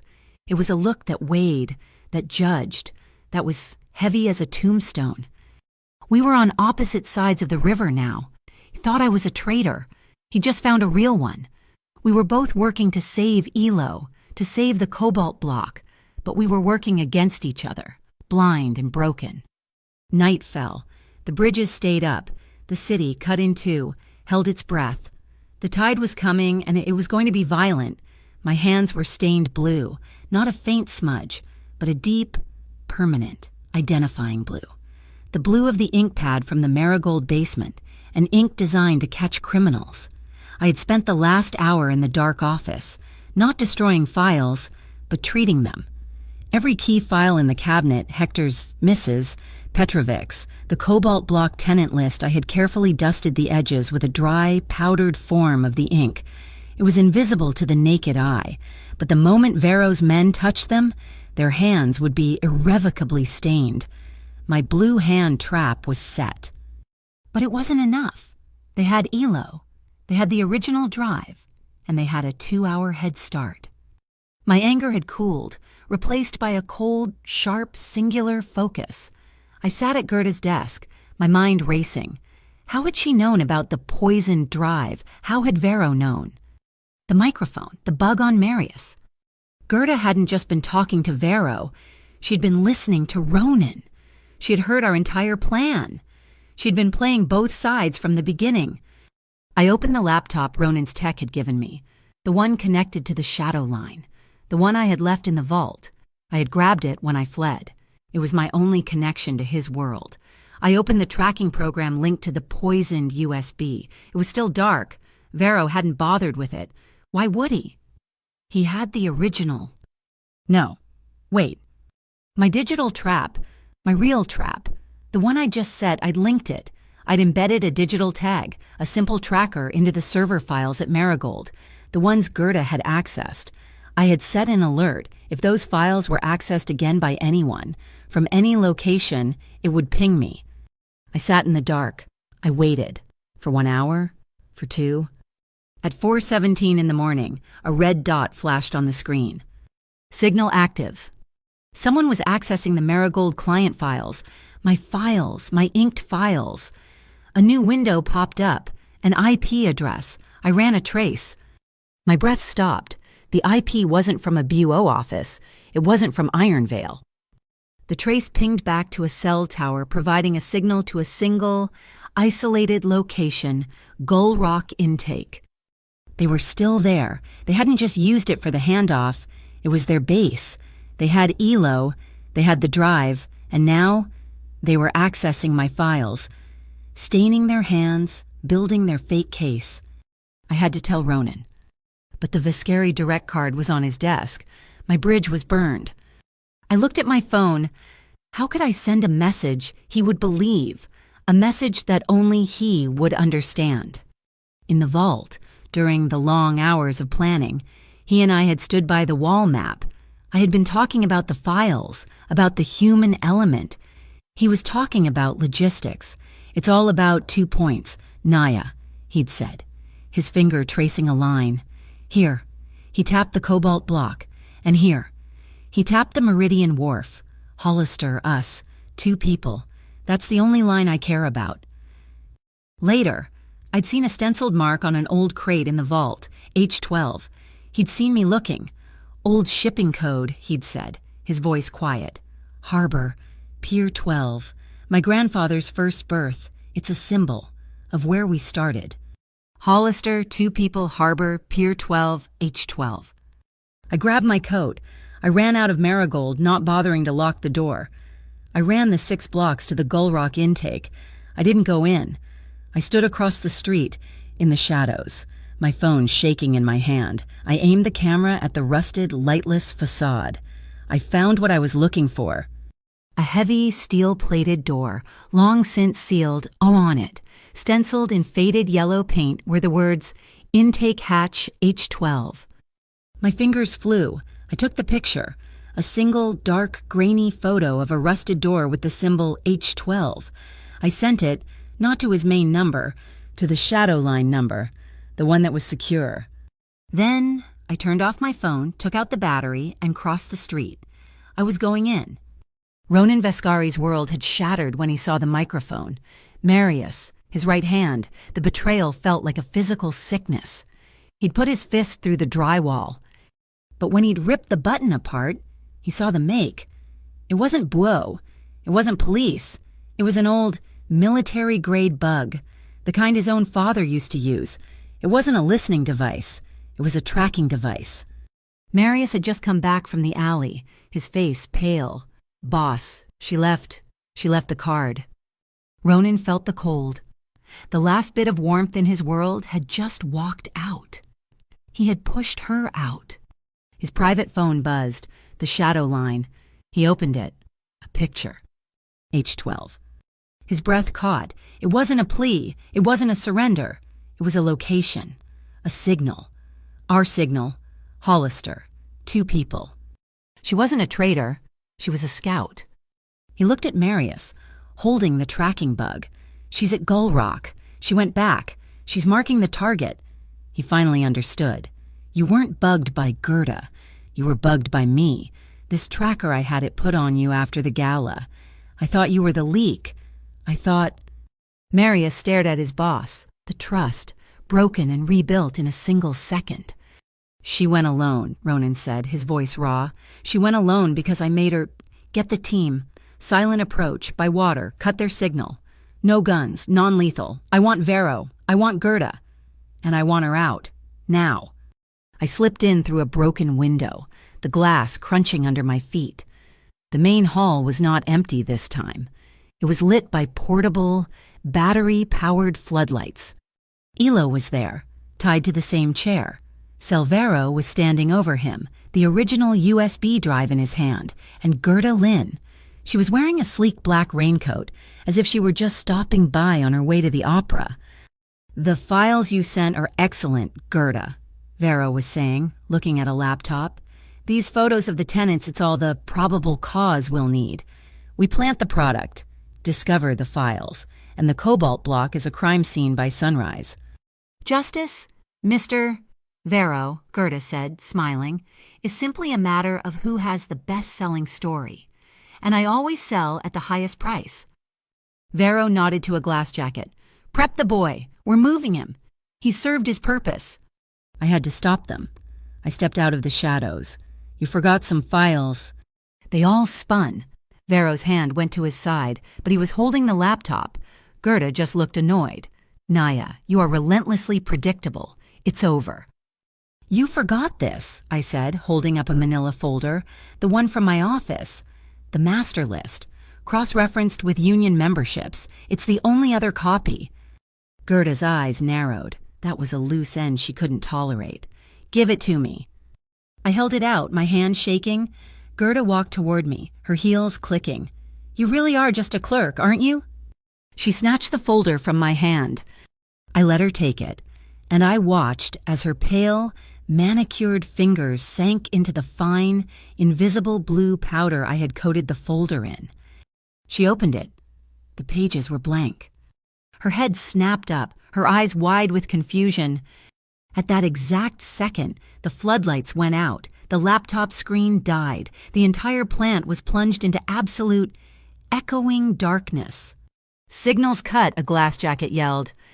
A series of thwips and grunts, the sound of compressed air. "Marius." A single, powerful beam from a flashlight cut through the dark. It wasn't from Vero's men. It was from Ronan.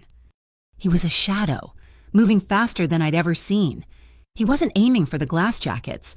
He was aiming for Vero. Marius and his team, 3 of them, moved with brutal, silent efficiency, their stun guns crackling, taking down the 2 glass jackets. Ronan emerged behind Vero. He didn't say a word. He just moved. Vero spun, dropping the laptop, and swung a heavy metal flashlight. I ran. Not to Ronan. I ran to Elo. I pulled the box cutter from my pocket, my father's old tool, the one I'd used on the zoning book and sawed through the zip ties. "Breathe, Elo," I whispered, pulling him down behind a rusted turbine.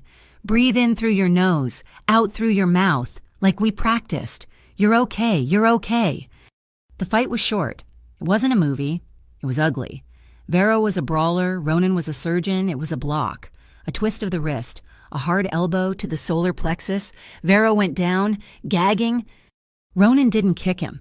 He just put a boot on his chest, then leaned down, his voice a low, terrifying whisper that cut through the darkness. "Who," he hissed, "gave you permission to touch her?" I heard a scramble. Gerda. She was running, her heels scraping on the concrete. She wasn't my fight. Ronan had Vero. I had to. No, she was my fight. I sprinted after her. She ran through a side door, into the pump room. The noise was deafening, the old machinery still humming on a backup generator. She was trapped, a narrow catwalk over a deep, dark pool of churning water. "It's over, Gerda!" I yelled over the roar. "It's never over," she screamed, her face a mask of rage. She looked for an escape, found none. She turned, her eyes landing on a heavy wrench. She lunged for it, but her slick-soled shoes slid on the wet metal grating. She cried out, her arms windmilling, and she fell backward over the low railing, toward the black water. I didn't think I lunged. My fingers caught her wrist, the one stained with blue ink. She dangled, her full weight pulling on my arm. Our eyes met, her in pure terror, me, breathing hard, my arm screaming in its socket. I would not let her fall. I would not let her be erased. I am not them. I gritted my teeth. "I won't let you go!" A shadow appeared behind me. A strong hand grabbed the back of my jacket. Another hand reached down and grabbed Gerda's other arm. Ronan. He hauled her up, dumping her unceremoniously onto the catwalk. She lay there, coughing and sobbing. Sirens, faint, in the distance, but they weren't getting closer. They were circling. Ronan stood beside me, his shoulder brushing mine. He was breathing hard. He looked at Vero, now zip-tied and gagged, and at Gerda, crying on the floor. His eyes, in the dim light, were like new blades. "It's over," he said, his voice rough. I looked at Vero. I looked at my small, cheap digital recorder, the one I'd slipped into my pocket. "Not yet," I said. "We need his confession." Ronan nodded. He understood. Marius walked over to the bound cell Vero. "The boss," Marius said. "He's impressed, thinks you almost had him. He's curious why Visceri, you just wanted the cobalt block." Vero, arrogant even in defeat, spat. "The block that was just cleanup." He laughed, a harsh, barking sound. "You don't get it. We weren't hitting Visceri. We were using him. Gerda's plan. Pull him in. Let him clear the board of the glass jackets. Then Ironvale redevelopment moves in. They're the real money. They own the city. We were just clearing the way, wiping the whole damn harbor clean for them." Marius looked down, his hand in his pocket. "An Ironvale. That's you." "Ironvale," Vero boasted, "is the future. And you're all just ghosts." Marius clicked off the small, high-fidelity recorder he'd been holding. He looked at me and at Ronan. We didn't have to speak. We had it all. The audio file, the ink-stained hand, the confession. We left Gull Rock Intake as the first, sick, gray light of dawn was breaking over the harbor. We left on a Viscari motor launch, the same ones used for port logistics. Elo was wrapped in 3 wool blankets, his hand shaking as I pressed a hot thermos of tea into it. "You're safe, Elo," I said, my voice finally steady. "It's done." Life was returning to his eyes. We had pulled the city back, just barely, from the edge. Dawn didn't just break over Hollister Harbor, it fractured. It was a cold, gray, unforgiving light that revealed the city's grime. But this dawn was different. It came with a soundtrack. By 6 o'clock in the morning, Vero's confession, the audio file Marius had recorded, had been leaked, not to the major news networks, who would have verified it with the police commissioner and buried it.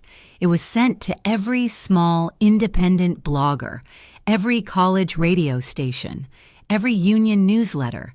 It went to the people who still listened. Hollister Harbor woke up to a single, burning question: who is the BUO? By 7 o'clock, the gray urban order jackets were gone. They vanished from the streets, from the eviction sites, from the public eye. They melted back into the shadows they came from. By 8 o'clock, the first real newspaper, the Hollister Independent, had run a story Ironvale Redevelopment was not a developer. It was a shell corporation, a front for the Glass Jackets Trust. Its board of directors was a list of ghost names. By 9 o'clock, the hour I was supposed to have been at the courthouse, the city was in an uproar. We were at the Blue Cipher, not in the vault, but in the main club. The lights were up, the amber glow looking strange and weak in the morning sun. The residents of the Cobalt block were gathered, drinking real coffee from thick ceramic mugs. They were quiet, shell-shocked, but they were safe. Marius and his men were coordinating transport, using the community welfare vans to drive them home, not to an eviction, but to their homes. Ronan stood by the velvet archway, the one he had led me through 3 nights before.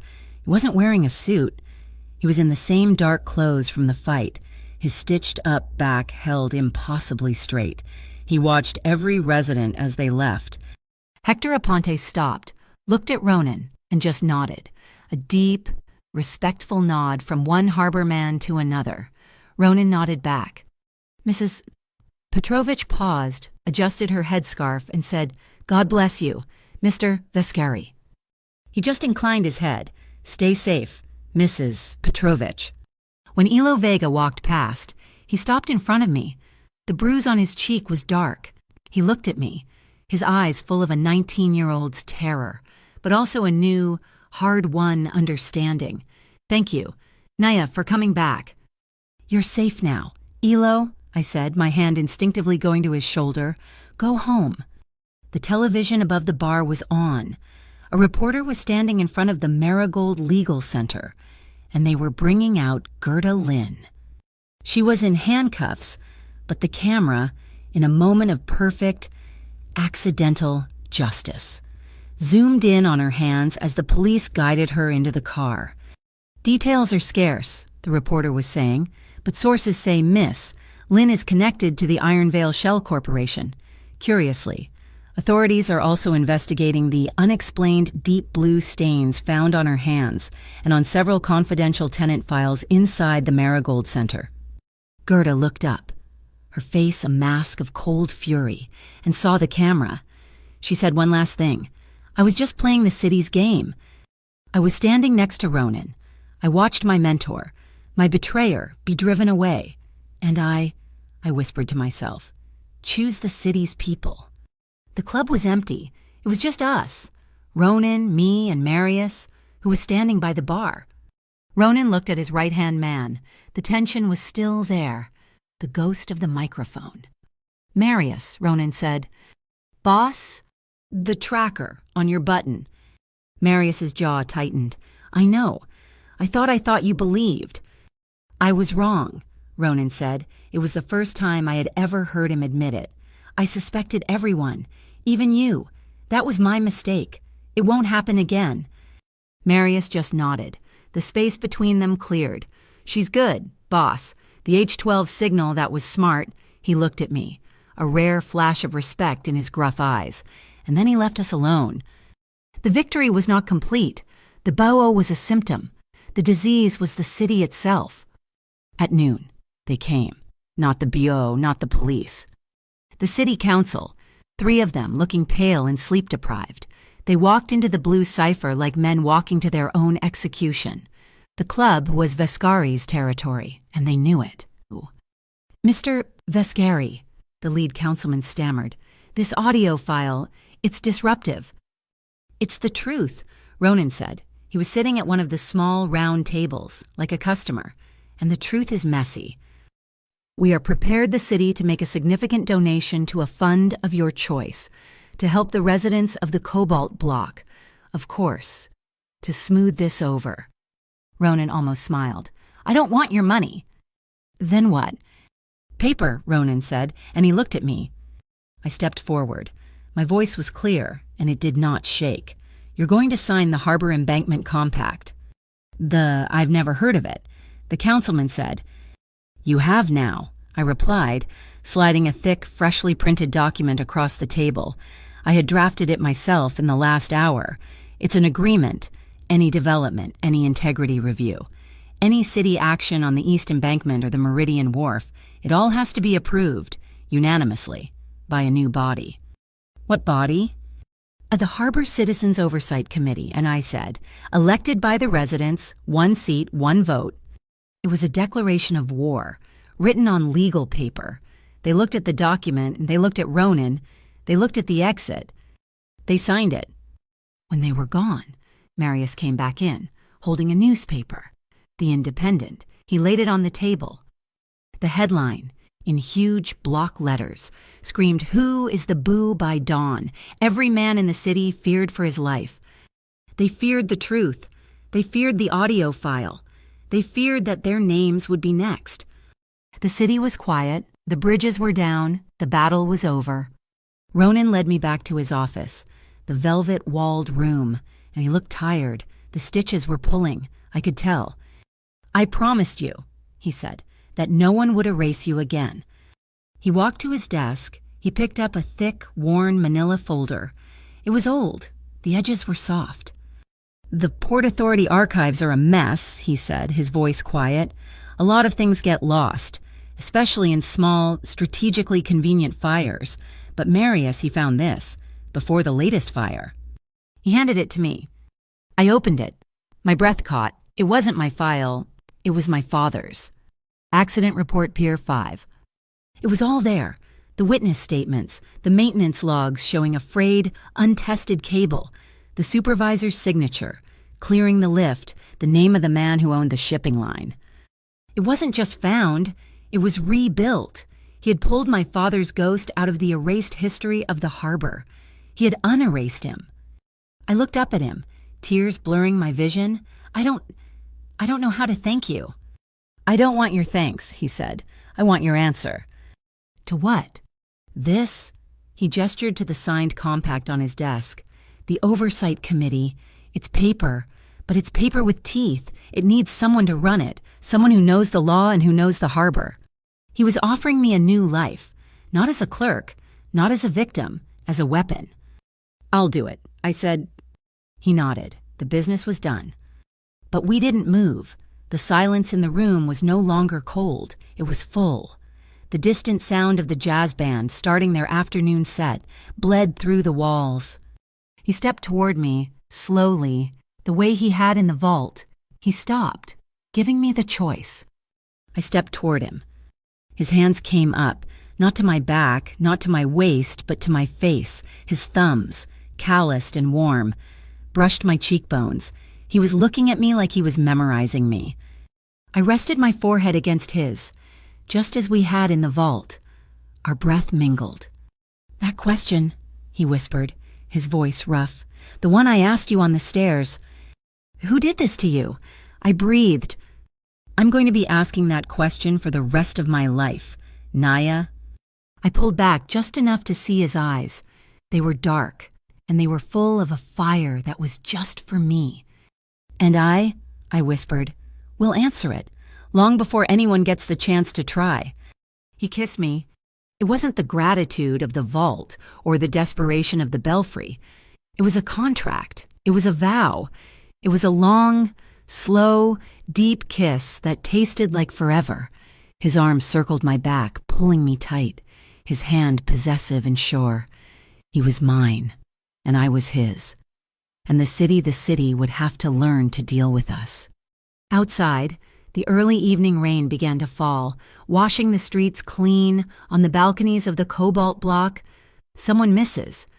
Petrovich, I knew, had hung a string of small, red paper lanterns, a sign of peace, a sign that the house was safe.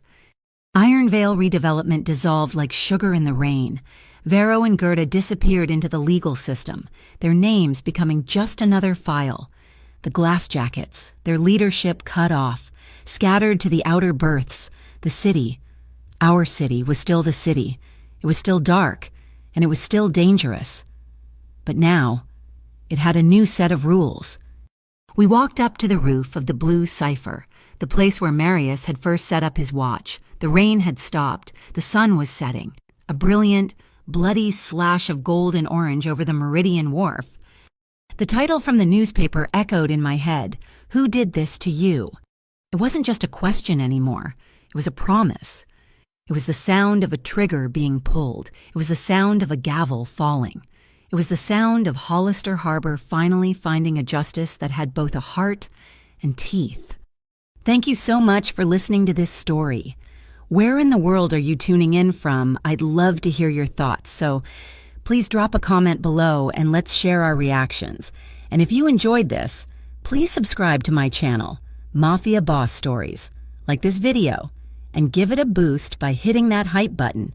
It helps get these stories out to more listeners just like you.